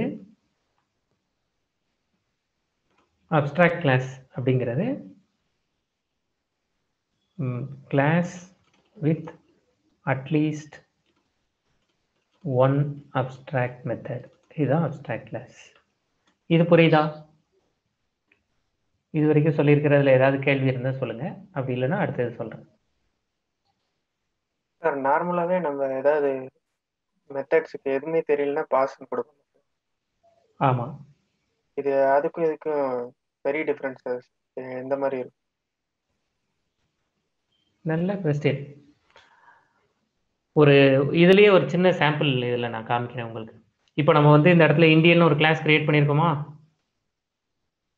உங்கள் கொஸ்டின் வந்து நார்மலாகவே நீங்கள் பாஸ் கொடுக்கலாமே. இப்போ நீங்கள் இந்த அப்ஸ்ட்ராக்ட் மெத்தடுன்னு டெக்கரேட்டர் கொடுத்ததுக்கும் அதுக்கு என்ன டிஃப்ரென்ஸ் இதானே கேட்குறீங்க? இதில் என்ன அப்ஸ்ட்ராக்ஷன் என்ன? நீங்கள் பெருசாக பெரிய டிஃப்ரென்ஸ் எதுவும் இல்லையே, அதானே? கரெக்டா? இப்போ எரர் காமிக்குதா? என்ன எரர் காமிக்குது?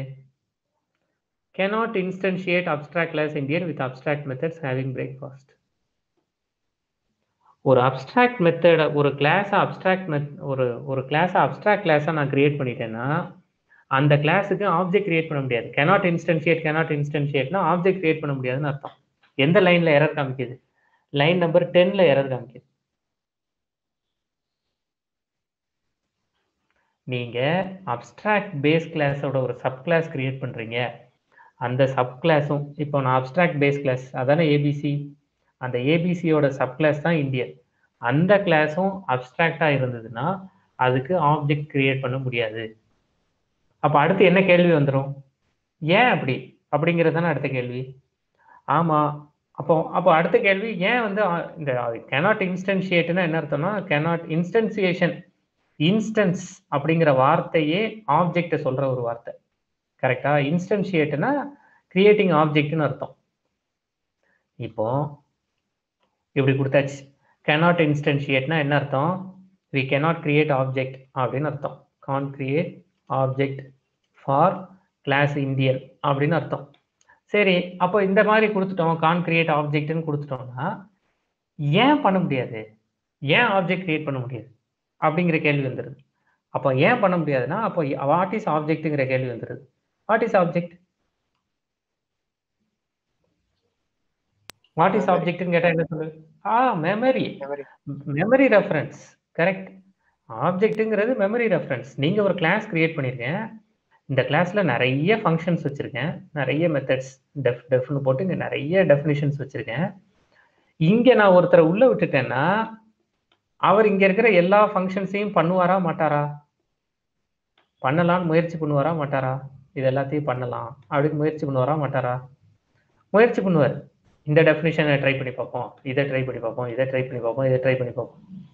நான் ஒரு ஆப்ஜெக்டை உள்ளே விட்டுட்டேன், ஆனால் என்கிட்ட இருக்கிற கிளாஸ் அப்ஸ்ட்ராக்ட் கிளாஸ். அப்ஸ்ட்ராக்ட் கிளாஸ்னா என்ன அர்த்தம்? ஃபங்க்ஷனோட டெஃபினிஷன் போட்டு பேர் மட்டும்தான் வச்சிருப்பேன், கீழே இந்த டப்பாவே வச்சிருக்க மாட்டேன்னு அர்த்தம். கீழே பாஸ்ன்னு கொடுத்து வச்சிருப்பேன். இப்போ இவர் இங்கே போய் பார்த்துட்டு ஏமாந்து போயிடுவார்ல, என்ன இங்கே பாஸ்ன்னு கொடுத்துருக்கு ஒன்றுமே இல்லை அப்படின்னு ஏமாந்து போயிடுவார்ல. அதனால தான் அப்போ அந்த ஏமாற்றத்தை கொடுக்கக்கூடாது அப்படிங்கிறதுக்காக தான் ஒரு அப்ஸ்ட்ராக்ட் கிளாஸுக்கு எப்பவுமே ஆப்ஜெக்ட் கிரியேட் பண்ண முடியாது.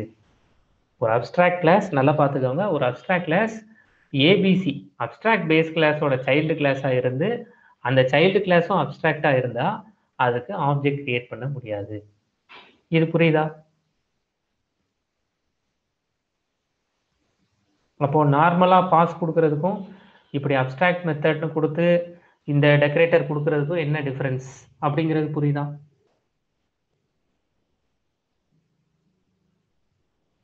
ஒன்று இப்போ நான் இந்த ஏபிசிங்கிறத எடுத்து விட்டுட்டேன். இப்போ இது வந்து ஒரு நார்மல் கிளாஸ். இந்த நார்மல் கிளாஸில் அப்ஸ்ட்ராக்ட் மெத்தட் ஒன்று இருக்குது. இப்போ ஆப்ஜெக்ட் கிரியேட் பண்ணலாமா அப்படின்னு ட்ரை பண்ணி வேணால் பார்க்கலாம். இப்போ ஆப்ஜெக்ட் கிரியேட் பண்ணலாம், எந்த பிரச்சனையும் வராது. நீங்கள் ஏபிசி கிளாஸ் அப்ஸ்ட்ராக்ட் பேஸ் கிளாஸோட சப் கிளாஸ், ஏன்னா அதுவே அப்ஸ்ட்ராக்ட், பேஸ் கிளாஸே அப்ஸ்ட்ராக்ட், நீங்கள் கிரியேட் பண்ணுறதும் அப்ஸ்ட்ராக்ட். அப்படி இருந்துச்சுன்னா ஆப்ஜெக்ட் கிரியேட் பண்ண முடியாது. நான் இப்போ ஏபிசின்னு கொடுத்துட்டேன் அப்படின்னா இப்போ நான் போய் ரன் பண்ணுறேன் அப்படின்னா இப்போ எனக்கு ஆப்ஜெக்ட் கிரியேட் பண்ண முடியாது. டைப் எரர்னு மெசேஜ் வரும், அவ்வளோதாங்க. யார் இளங்கோவன் கேட்டிங்களா? ராஜராஜனா? இளங்கோவன் புரியுதா? புரியுது. வேற யாருக்கும் இதில் எதுவும் கேள்வி இருந்தாலும் சொல்லுங்க.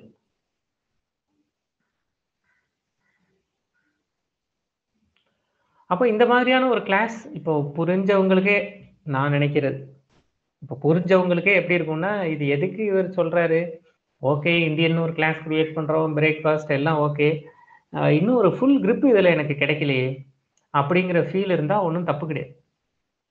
ஏன்னா அவ்வளோதான் நம்ம பார்த்துருக்கோம்.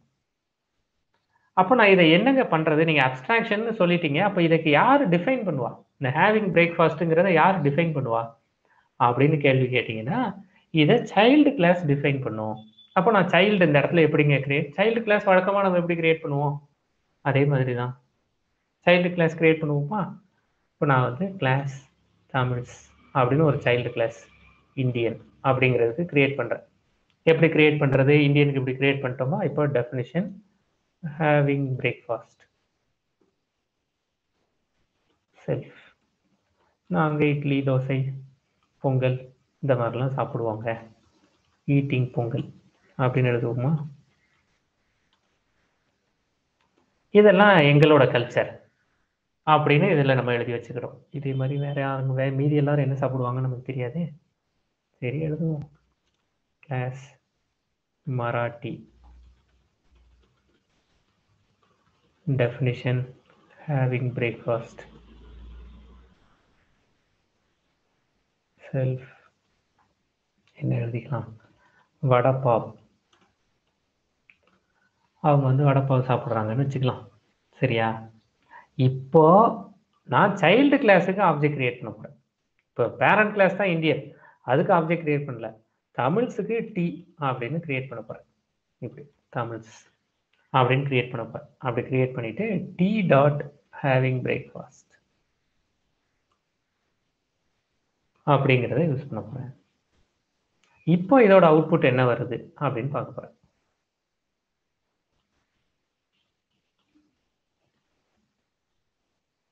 ஈட்டிங் பொங்கல் இட்லி அப்படின்னு வந்துச்சா? டெரைவ்டு ஃபங்க்ஷன்ஸ் பேரண்ட் கிளாஸ்ல இருந்து நம்ம எடுத்துக்கிட்ட functions.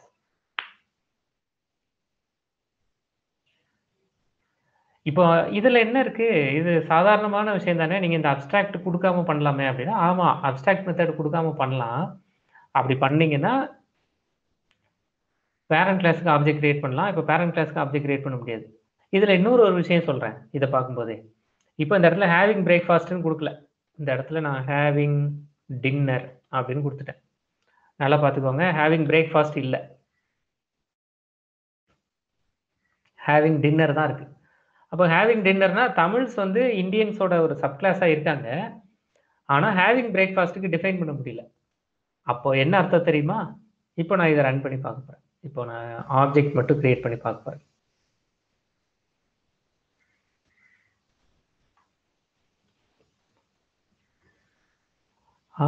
cannot instantiate abstract class Tamils. இந்த எரர் மெசேஜ் புரியுதா? ஏன்? இதுதான் நான் முன்னாடி உங்ககிட்ட டிஸ்கஸ் பண்ணேன், ஞாபகம் இருக்கா? ஒரு அப்பா இருக்காரு, ஆயிரக்கணக்கில் கோடியில் கடன் வாங்கிட்டு எங்கேயாவது வெளிநாட்டுக்கு ஓடி போயிட்டாரு, இதை அடைக்க வேண்டியது பையனோட கடமையா இல்லையா அப்படின்னு உங்ககிட்ட முதல்ல டிஸ்கஸ் பண்ணோம். அதே தான் இங்கேயும். இப்போ இந்தியன்ஸ்னு ஒரு கிளாஸ் இருக்கு, பிரேக்ஃபாஸ்ட் என்னங்கிறத அவங்களும் டிஃபைன் பண்ணலை, பிரேக்ஃபாஸ்ட் அப்படிங்கிறத. சரியா? தமிழ்ஸ்னு இன்னொரு கிளாஸ் இருக்கு, அவங்க சப் கிளாஸ்ன்னு சொல்றாங்க, அவங்களும் டிஃபைன் பண்ணல. அப்போ எப்படி அவங்களுக்கு மெமரி கொடுக்கறது? மெமரி கொடுத்துட்டோம்னா அவங்க பிரேக்ஃபாஸ்ட்னா என்ன நம்ம கிட்ட வந்து கேட்பாங்க. அதுக்கான டெஃபினிஷன் தமிழ்ஸ்டையும் இல்லை, இங்க இந்தியன்ஸ்டையும் இல்லை. அப்போ அவங்களுக்கு மெமரியே கொடுக்காதீங்க அப்படின்னு பைத்தான் ஒரு முடிவுக்கு வந்துடும். இது புரியுதா? இதுல ஏதாவது கேள்வி இருந்தா சொல்லுங்க.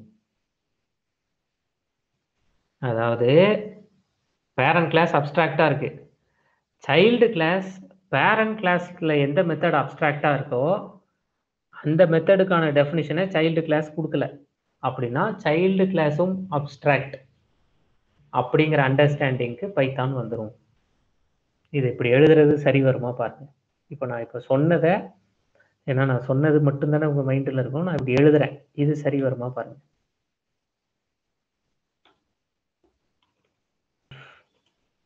If we extend abstract class, extend abstract class தான் inherit abstract class, கரெக்டா? extendோ இல்லை inheritோ ஏதோ ஒன்று கொடுத்து வச்சுக்கோங்க. inherit abstract class and we do not override the abstract methods present in parent class. In that case, child class is also considered as abstract and we could instantiate. We couldn't instantiate, na, we couldn't create object. Correct? Create object for child class as well. இப்படி எழுதுறது சரியா? இதுதான் சொன்னேன், இருந்தாலும் அது எழுத்தா இருந்தா உங்களுக்கு கொஞ்சம் ஈஸியா புரியுமேங்கிறதுக்காக இதை காமிக்கிறேன்.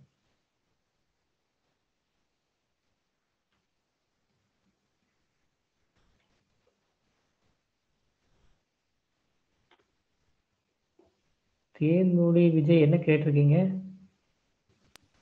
சார் கேக்கல சார், முன்னாடியே சைல்டு வச்சு ஆப்ஜெக்ட் கிரியேட் பண்ணி அனுப்புங்க. ஓ நைஸ். இப்போ இது நான் சொல்லியிருக்கிறது உங்களுக்கு புரியுதா? இதுல எதுவும் கேள்வி இருந்தா சொல்லுங்க. வேற யாருக்கும் எதுவும் சந்தேகங்கள் இருக்கா, கேள்விகள் இருக்கா? அப்படி இல்லைன்னா இன்டர்ஃபேஸஸ் அப்படிங்கிறத பற்றி டிஸ்கஸ் பண்ணலாம். இன்டர்ஃபேஸஸ்னு ஒன்று தனியாலாம் பைத்தானில் கிடையாது. அப்படி இல்லைன்னா நம்ம அதை பற்றி டிஸ்கஸ் பண்ணலாம். ஏன்னா மற்ற லாங்குவேஜஸில் அப்ஸ்ட்ராக்ஷன் பற்றி பேசும்போது இன்டர்ஃபேஸஸ் கடைசி ப்ரோக்ராமே தாருங்கள், தரலையா? சரி, இதை வேணா அப்போ ட்ரை பண்ணிவிட்டு சொல்லுங்கள், வெயிட் பண்ணுறேன். இதை ட்ரை பண்ணிவிட்டு சொல்லுங்கள், அடுத்து ட்ரை பண்ணி பார்க்கலாம் நம்ம. இப்போ ஒரு கிளாஸில், ஒரு அப்ஸ்ட்ராக்ட் கிளாஸில் ஒரு மெத்தட் அப்ஸ்ட்ராக்டாக இருந்தாலும் அந்த கிளாஸே அப்ஸ்ட்ராக்ட் அப்படின்னு பார்த்துட்டோம்.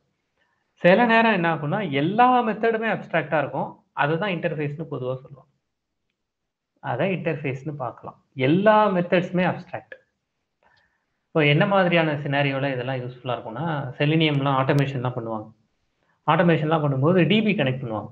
ஏன்னா ப்ரொடக்ஷன் என்விரான்மெண்ட் ஒன்றா இருக்கும். இப்போ செலினியம்லாம் பண்ணுறோன்னு வைங்களேன், ஆட்டோமேஷன்லலாம் ப்ரொடக்ஷன் என்விரான்மெண்ட்டு தனியாக இருக்கும்.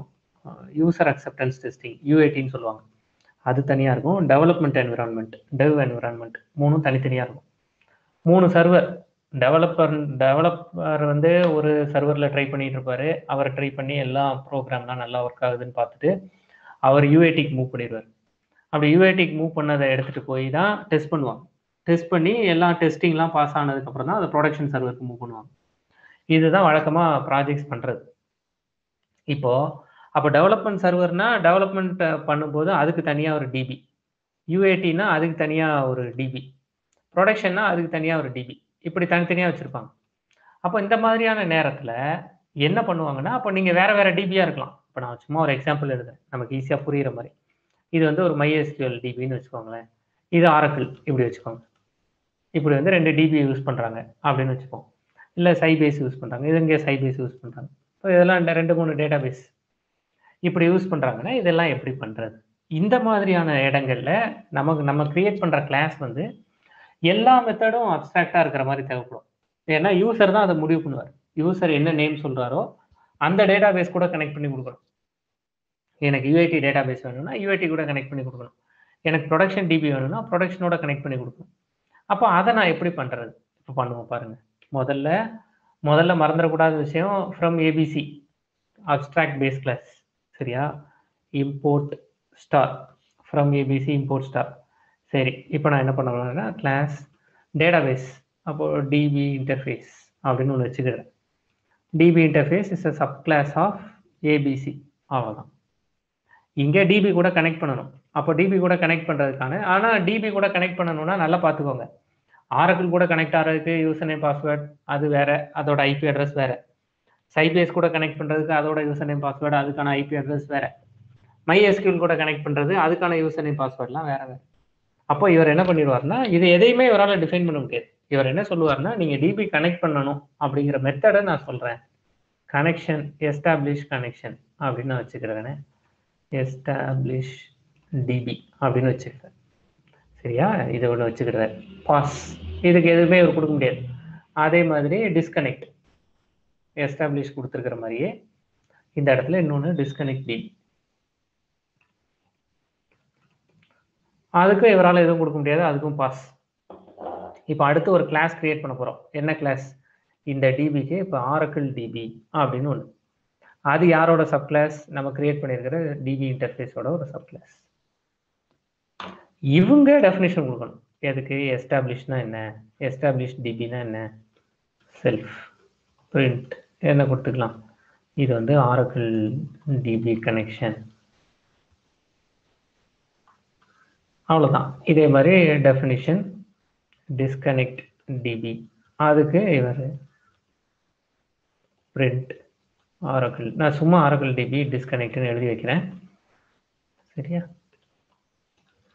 இப்படி எழுதிக்கலாம்.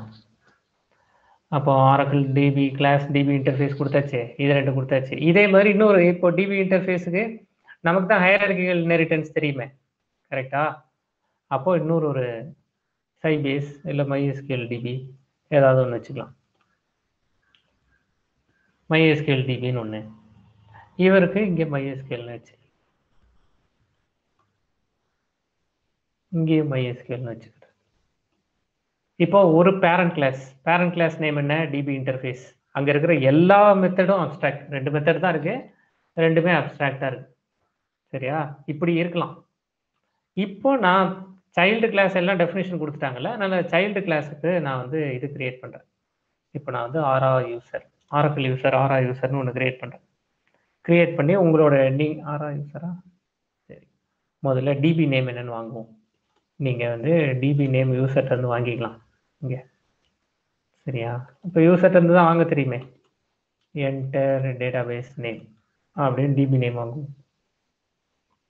டிபி நேம் வாங்கியாச்சு.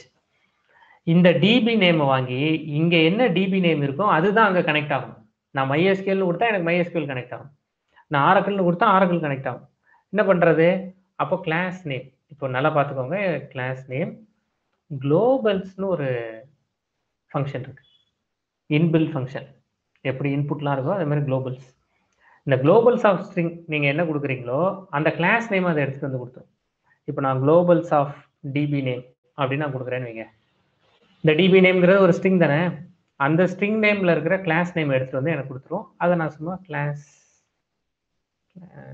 நேம்னே வச்சுக்கிடட்டுமா, கிளாஸ் நேம்னு சேவ் பண்ணி வச்சுக்கிட்டேன். இது புரியுதா? கிளாஸ் நேம்னே சேவ் பண்ணி வச்சுக்கிட்டேன். இப்போ நான் இந்த இடத்துல ஆரக்கிள் MySQL DB அப்படின்னு கொடுத்தேன்னா எனக்கு MySQL DBக்கு போயிடும். ஆரக்கிள் டிபின்னு கொடுத்தா ஆரக்கிள் டிபிக்கு போயிடும். அந்த கிளாஸ் அந்த நேம் ஸ்டோர் ஆயிருக்கும். அதாவது இங்கே நீங்கள் கொடுக்குறது ஸ்ட்ரிங், அதை கிளாஸாக கன்வெர்ட் பண்ணி இந்த குளோபல்ஸ் கொடுத்துரும். இதை நோட் பண்ணி வச்சுக்கோ சரியா. குளோபல்ஸ் ஆஃப் அப்படிங்கிற function converts string into its corresponding class name object. அப்போ கிளாஸ் நேமாக இது கொடுத்துருச்சுன்னா நான் அதுக்கு ஆப்ஜெக்ட் கிரியேட் பண்ணிக்கலாம். எப்படி?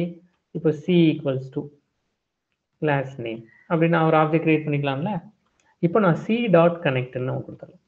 இந்த மாதிரியான இடத்துல தான் அதே மாதிரி C.connectா எஸ்டாப்ளிஷ் DB அப்படின்னு நான் கொடுத்துடலாம்.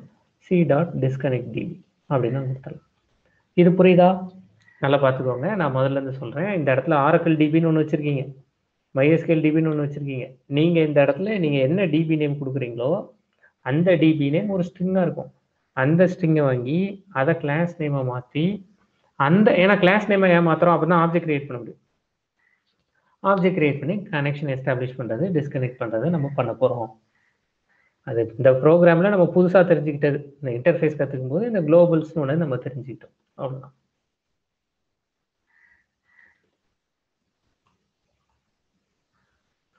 Enter DP name. இப்போ நான் MySQL DB அப்படின்னு கொடுத்துட்டேன்னா MySQL DB கனெக்ஷன் எஸ்டாப்ளிஷ் ஆகிடும். இதே enter DP name Oracle DB அப்படின்னு நான் இதில் கொடுத்துட்டேன் அப்படின்னா ஆரக்கிள் DB கனெக்ட் ஆகிடும்.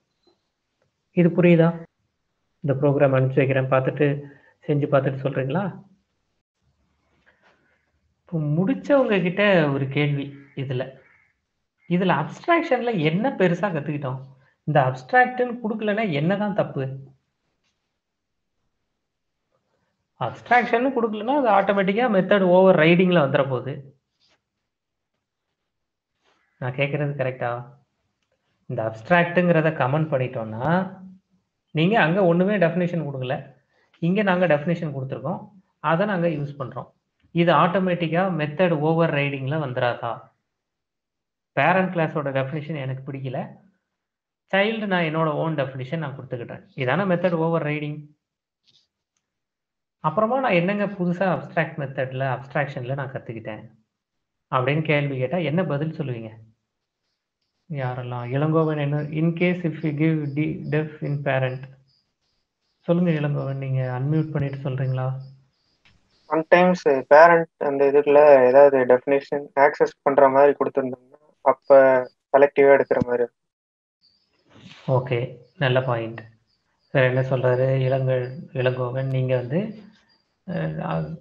பேரண்ட் கிளாஸில் உள்ள மெத்தட்ஸ் எல்லாம் எடுத்துக்கலாமே அப்படிங்கிறாரு. அப்போ பேரண்ட் கிளாஸில் உள்ள மெத்தட் அப்ஸ்ட்ராக்ஷன் இல்லாமலும் எடுக்கலாம்ல, முடியாதா? செப்பரேட்டாக ஒரு கிளாஸ் கிரியேட் பண்ணிட்டு அதில் டெஃபினேஷனை கொடுத்துட்டு அங்கேருந்து நீங்கள் கால் பண்ணிக்கலாமா? டேட்டா ஹைடிங் மாதிரி. அதான் பண்ணியிருக்கோம். இப்போ நம்ம நீங்கள் சொல்கிறதா பண்ணியிருக்கோம் கரெக்டாக. இங்கே ரெண்டுமே என்ன தெரியுமா, அப்ஸ்ட்ராக்ஷனோட மேஜர் ஐடியா என்னங்கிறத புரிஞ்சுக்கோங்க. சைல்டு கிளாஸை ஃபோர்ஸ் பண்ணுறது. நான் அப்ஸ்ட்ராக்ட்பா, நீ என்னோட சைல்டுனா நான் எதெல்லாம் விட்டுட்டு போகிறனோ. இங்கே பாருங்க, டிபி இன்டர்ஃபேஸுங்கிறது ஒரு அப்ஸ்ட்ராக்ட் கிளாஸ். அந்த அப்ஸ்ட்ராக்டோட சைல்டு கிளாஸ் தான் ஆரக்கிள் டிபிங்கிறது, MySQL டிபிங்கிறது.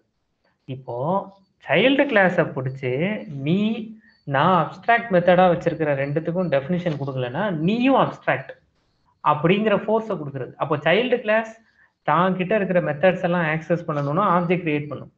அப்போ ஆப்ஜெக்ட் கிரியேட் பண்ணணும்னாலே சைல்டு கிளாஸ்க்கு என்ன ஃபோர்ஸ், நெருக்கடி வந்துடும். இந்த ரெண்டு மெத்தடுக்கும் டெஃபினிஷன் கொடுத்தே ஆகணுங்கிற நெருக்கடி வந்துடும். சரியா தப்பா? இது புரியுதா நான் சொல்றது? இப்போ ஒரு பெரிய ப்ராஜெக்ட் பண்ணிட்டு இருக்கோம். அந்த ப்ராஜெக்ட்ல ஒரு 10 பேர் இருக்காங்க, 10 எம்ப்ளாயிஸ் இருக்காங்க. அந்த 10 எம்ப்ளாயிஸும் ஒரு கிளாஸ் கிரியேட் பண்ணுறாங்க. ஒவ்வொரு எம்ப்ளாயும் அந்த கிளாஸில் ஒரு 4 மெத்தடை கண்டிப்பாக வைக்கணும் அப்படின்னு டீம் லீடு சொல்கிறாரு. அப்போ அந்த 4 மெத்தடையும் 10 பேர் வச்சுருக்காங்களா அப்படின்னு டீம் லீடு போய் டெஃபினிஷனை காட்டுங்க. பெரிய கிளாஸ் கிரியேட் பண்ணியிருப்பாங்க, 500 லைன் 1000 லைன் இருக்கும். அப்போ அந்த டைமில் உட்காந்து போய் நீங்கள் கிரியேட் பண்ணியிருக்கீங்களா காட்டுங்கன்னு சொல்லிட்டு இருக்க முடியாது.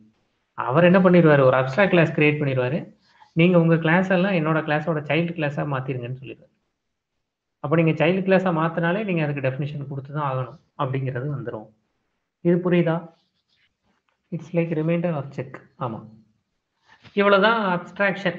அப்போ நம்ம பாலிமார்பிசம் பார்த்துட்டோம், அப்ஸ்ட்ராக்ஷனும் பார்த்துட்டோம். இன்னும் மிச்சம் இருக்கிறது என்னது? ஏற்கனவே இன்ஹெரிட்டன்ஸ் பார்த்துட்டோம்.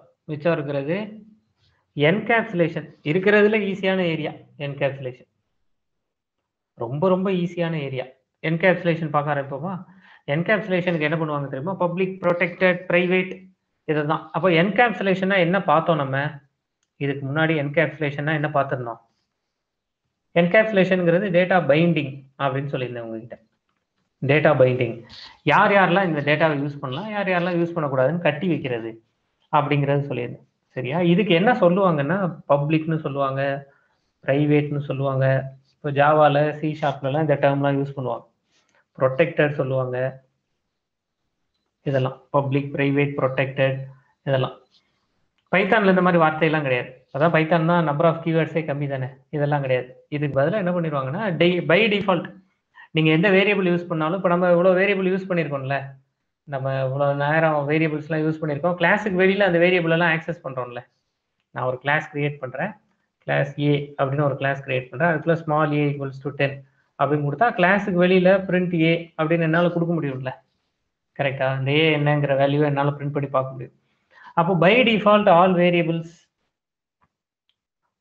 Every attribute in Python is public. நீங்கள் அதை கிளாஸுக்கு வெளியில் பயன்படுத்த முடியும். சரியா? கிளாஸுக்கு வெளியில் பயன்படுத்த முடியும். இல்லை, நான் கொஞ்சம் ரெஸ்ட்ரிக்ஷன் கொடுக்கணும்னு நினைக்கிறேன். எப்படி சொல்கிறது? பரம்பரை சொத்தெல்லாம் எல்லாரும் அனுபவிக்க விட மாட்டாங்கல்ல. தாத்தாவுக்கு அப்புறம் பையனுக்கு அப்புறம் பேரன், பூட்டன், இந்த மாதிரி தானே போயிட்டே இருக்கும். எல்லாருக்கும் கிடையாதுல்ல. அப்போ அந்த மாதிரி அந்த குடும்பத்துக்கு மட்டும் நான் இந்த சொத்தை கொடுக்கணும்னு நினைக்கிறேன். அப்படிங்கிறது பேர் பாதுகாக்கப்பட்ட ப்ரொடெக்டட் ஏரியா. அதுக்கு பைத்தானில் இருக்கிற மீனிங் வந்து ப்ரொடெக்டட் தான். மீனிங் தான், கீவேர்ட்லாம் கிடையாது. ப்ரொடெக்டட்னு அதுக்கு ப்ரொடெக்டட் தான். அப்போ protected, restricted area, protected area, அந்நியர்கள் யாரும் அத்துமீறி உள்ளே நுழையக்கூடாது. இந்த மாதிரிலாம் போர்டெல்லாம் பார்த்துருப்போம்ல, பாதுகாக்கப்பட்ட பகுதி, தனியார் இடம், இந்த மாதிரிலாம் போர்டு ஏதாவது ஒரு காலி மனையில் இந்த மாதிரிலாம் வைக்கிறாங்கல்ல. இதை பைத்தான் ரொம்ப ஈஸியாக ஹேண்டில் பண்ணிடும். அப்போ அந்த ப்ரொடெக்டட் ஏரியாக்குள்ளே யாரெல்லாம் போகலாம்? அந்த குடும்பத்து வாரிசுகள் யார் வேணாலும் போகலாம். கரெக்டா? அந்த வாரிசுகள் யார் வேணாலும் போகலாம். கரெக்டா? அதான் ப்ரொடெக்டட். அப்போ ப்ரொடெக்டட்ல என்ன எப்படிங்க பண்றது அப்படின்னா, ப்ரொடெக்டட்னா within the same class and the inherited classes. Inherited classes என்ன சொல்லலாம்? சைல்டு கிளாஸஸ்ன்னு சொல்லலாம். அவ்வளோதாங்க. Same and the inherited child classes. அப்போ அதை எப்படிங்க பைத்தானில் சொல்லுவாங்க? நீங்கள் ப்ரொடெக்டடுங்கிற கீவேர்டும் பைத்தானில் கிடையாதுன்னு சொல்லிட்டீங்களே. ஆமாம், ப்ரொடெக்டடுங்கிற கீவேர்டு கிடையாது. அதுக்கு பதிலாக தான் அண்டர்ஸ்கோர், வெறுமனே ஒரே ஒரு அண்டர்ஸ்கோர் அப்படி கொடுக்குறது. சரியா? அவ்வளோதாங்க. இதோட சேர்ந்து இன்னும் டபுள் அண்டர்ஸ்கோர் கொடுப்பாங்க. டபுள் அண்டர்ஸ்கோர் கொடுத்தாங்கன்னா விதின் த சேம் கிளாஸ், ப்ரைவேட்னு அர்த்தம். அப்போ அவுட் சைடு கிளாஸ் நம்ம அந்த ஆட்ரிபியூட்ஸ், அந்த வேரியபிள்ஸை ஆக்சஸ் பண்ண முடியாது. இப்போ நான் சும்மா ஒரு சாம்பிள் எழுதுறேனே, இதுலேயே உங்களுக்கு புரிஞ்சிடும். இப்போ நான் சொன்னதெல்லாம் பயங்கர தியரியாக இருக்கும். இப்போ நான் வந்து டெஸ்ட் அப்படின்னு ஒன்று எழுதுறேன். இதில் a = 100. சரியா? Underscore b = 200, underscore c = 300. அவ்வளோதாங்க. ஒரு டெஃபினிஷன் வச்சுக்கிறேன். டிஸ்பிளே அப்படின்னு ஒன்று, செல்ஃப் இப்படி ஒன்று வச்சுக்கிறேன். இப்போ இதில் print test.a, print test.b, test.c இப்படி கொடுத்தாச்சு. test.bc வந்து அண்டர்ஸ்கோரில். சரியா? அண்டர்ஸ்கோர் இப்படி கொடுத்தாச்சு. அவ்வளோதான். இப்போ நான் டெஸ்ட்டுக்கு ஒரு ஆப்ஜெக்ட் கிரியேட் பண்ண போகிறேன். t = test அப்படின்னு ஒன்று கிரியேட் பண்ண போகிறேன். t.display. அவ்வளோதான்.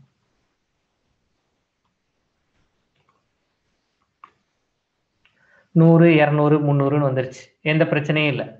இது என்னோட பப்ளிக் வேரியபிள், இது என்னோட ப்ரொடெக்டட் வேரியபிள், இது என்னோட ப்ரைவேட் வேரியபிள், எந்த பிரச்சனையும் இல்லை. கரெக்டா?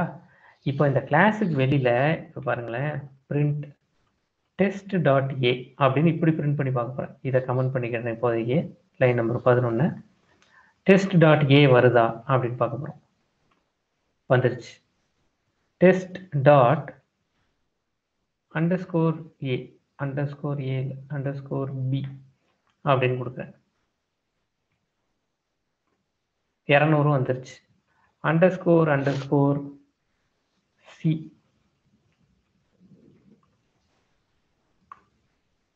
attribute error type object test has no attribute underscore underscore c. ஏன் அப்படி இல்லைன்னு காமிக்குது? ஏன்னா அது வந்து பிரைவேட் வேரியபிள். கிளாஸுக்கு வெளியில ஒரு பிரைவேட் வேரியபிளை நம்மளால ஆக்சஸ் பண்ண முடியாது.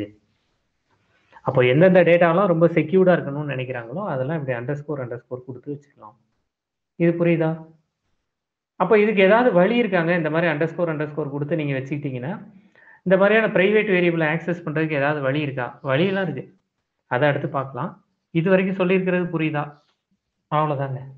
அப்போ இது புரிஞ்சிருச்சு அப்படின்னா வழி, ஈஸியான வழி. ஆப்ஜெக்ட் ரெஃபரன்ஸ் நேம் கொடுப்பாங்க. இப்போ நான் வந்து வெளியிலேருந்து பிரிண்ட் பண்ணணும்னா எப்படி பிரிண்ட் பண்ணுவாங்க அப்படின்னா பிரிண்ட் டி டாட், முதல்ல அது வந்து குளோபல் வேரியபிள், அதாவது எனக்கு வந்து கிளாஸ் ஃபுல்லாக ஆக்சஸ் பண்ணுற மாதிரி இருக்கணும்ல. அதனால நான் என்ன பண்ணிக்கிறேன் தெரியுமா, இந்த மாதிரி ஏபிசி அப்படிங்கிறதே இப்படி கொடுத்துக்கலாமா, definition underscore underscore init underscore underscore அப்படின்னு கொடுத்து செல்ஃப் அப்படின்னு கொடுத்துக்கிறார் சும்மா இப்போதைக்கு. சரியா? இந்த இடத்துல இதெல்லாம் இங்கே இருக்கட்டும். இப்போ இந்த இடத்துல செல்ஃப் டாட் நம்பர் அப்படின்னு ஒன்று கொடுத்துக்கிறார். இந்த செல்ஃப் டாட் நம்பரை பிரைவேட் வேரியபிளாக வச்சுக்கிறேன். சரியா? Self dot number equals to 1 2 3 4 அப்படின்னு வச்சுக்கிறேன். இப்போதைக்கு இது என்னோட பிரைவேட் வேரியபிள் 1 2 3 4. இதை நான் எப்படி வெளியிலேருந்து ஆக்சஸ் பண்ணுறது? இதுதான் கேள்வி. இப்போ இதை வெளியிலேருந்து ஆக்சஸ் பண்ணுறதுக்கு அதுக்கான சின்டாக்ஸ் வந்து ஆப்ஜெக்ட் ரெஃபரன்ஸ். இப்போ நம்மளோட ஆப்ஜெக்ட் என்னது? டி. கரெக்டா?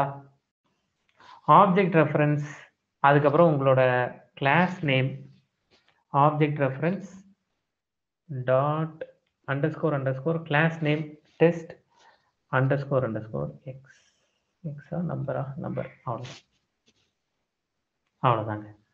இப்படியே அவுட் சைடு தி கிளாஸ் நீங்கள் ஒரு பிரைவேட் வேரியபிளை ஆக்சஸ் பண்ணணும்னா பண்ணலாம். எதற்கு ப்ரொடெக்டட் இருக்க வேண்டும்? அதன் பயன் என்ன? ப்ரொடெக்டட் எனக்கு என்னோட கிளாஸ்க்கும் என்னோட சைல்டு கிளாஸ்க்கு மட்டும்தான் அந்த வேரியபிள்ஸ் வேணும்னு நினைக்கிறேன். வேற யாருக்கும் நான் அதை ஷேர் பண்ண வேண்டாம்னு நினைக்கிறேன். அந்த மாதிரியான இடத்துல எனக்கு ப்ரொடெக்டட் பயன்படுது. வேற யாருக்கும் நான் அதை ஷேர் பண்ணல. அந்த data is bound with the parent class and the corresponding sub classes. அதுக்கு நான் ப்ரொடெக்டட் யூஸ் பண்றேன். சரி, இதுக்கு நேரம் ஆயிடுச்சு. நம்ம இதோட கிட்டத்தட்ட ஊப்ஸை முடிச்சிட்டோம். நாளைக்கு எக்ஸெப்ஷன் ஹேண்ட்லிங் பார்க்க போறோம், ஃபைல் ரீடிங் பார்க்க போறோம், ரிஜெக்ட்ஸ் பார்க்க போறோம். கிட்டத்தட்ட இதுக்கப்புறம் டெக்கரேட்டிவ்ஸ் பார்க்க வேண்டியிருக்கும்னு நினைக்கிறேன். அவ்வளோதான். முடிஞ்சா இந்த வாரத்திலேயே ஊப்ஸை முடிச்சிடலாம். நம்ம பார்ப்போம்.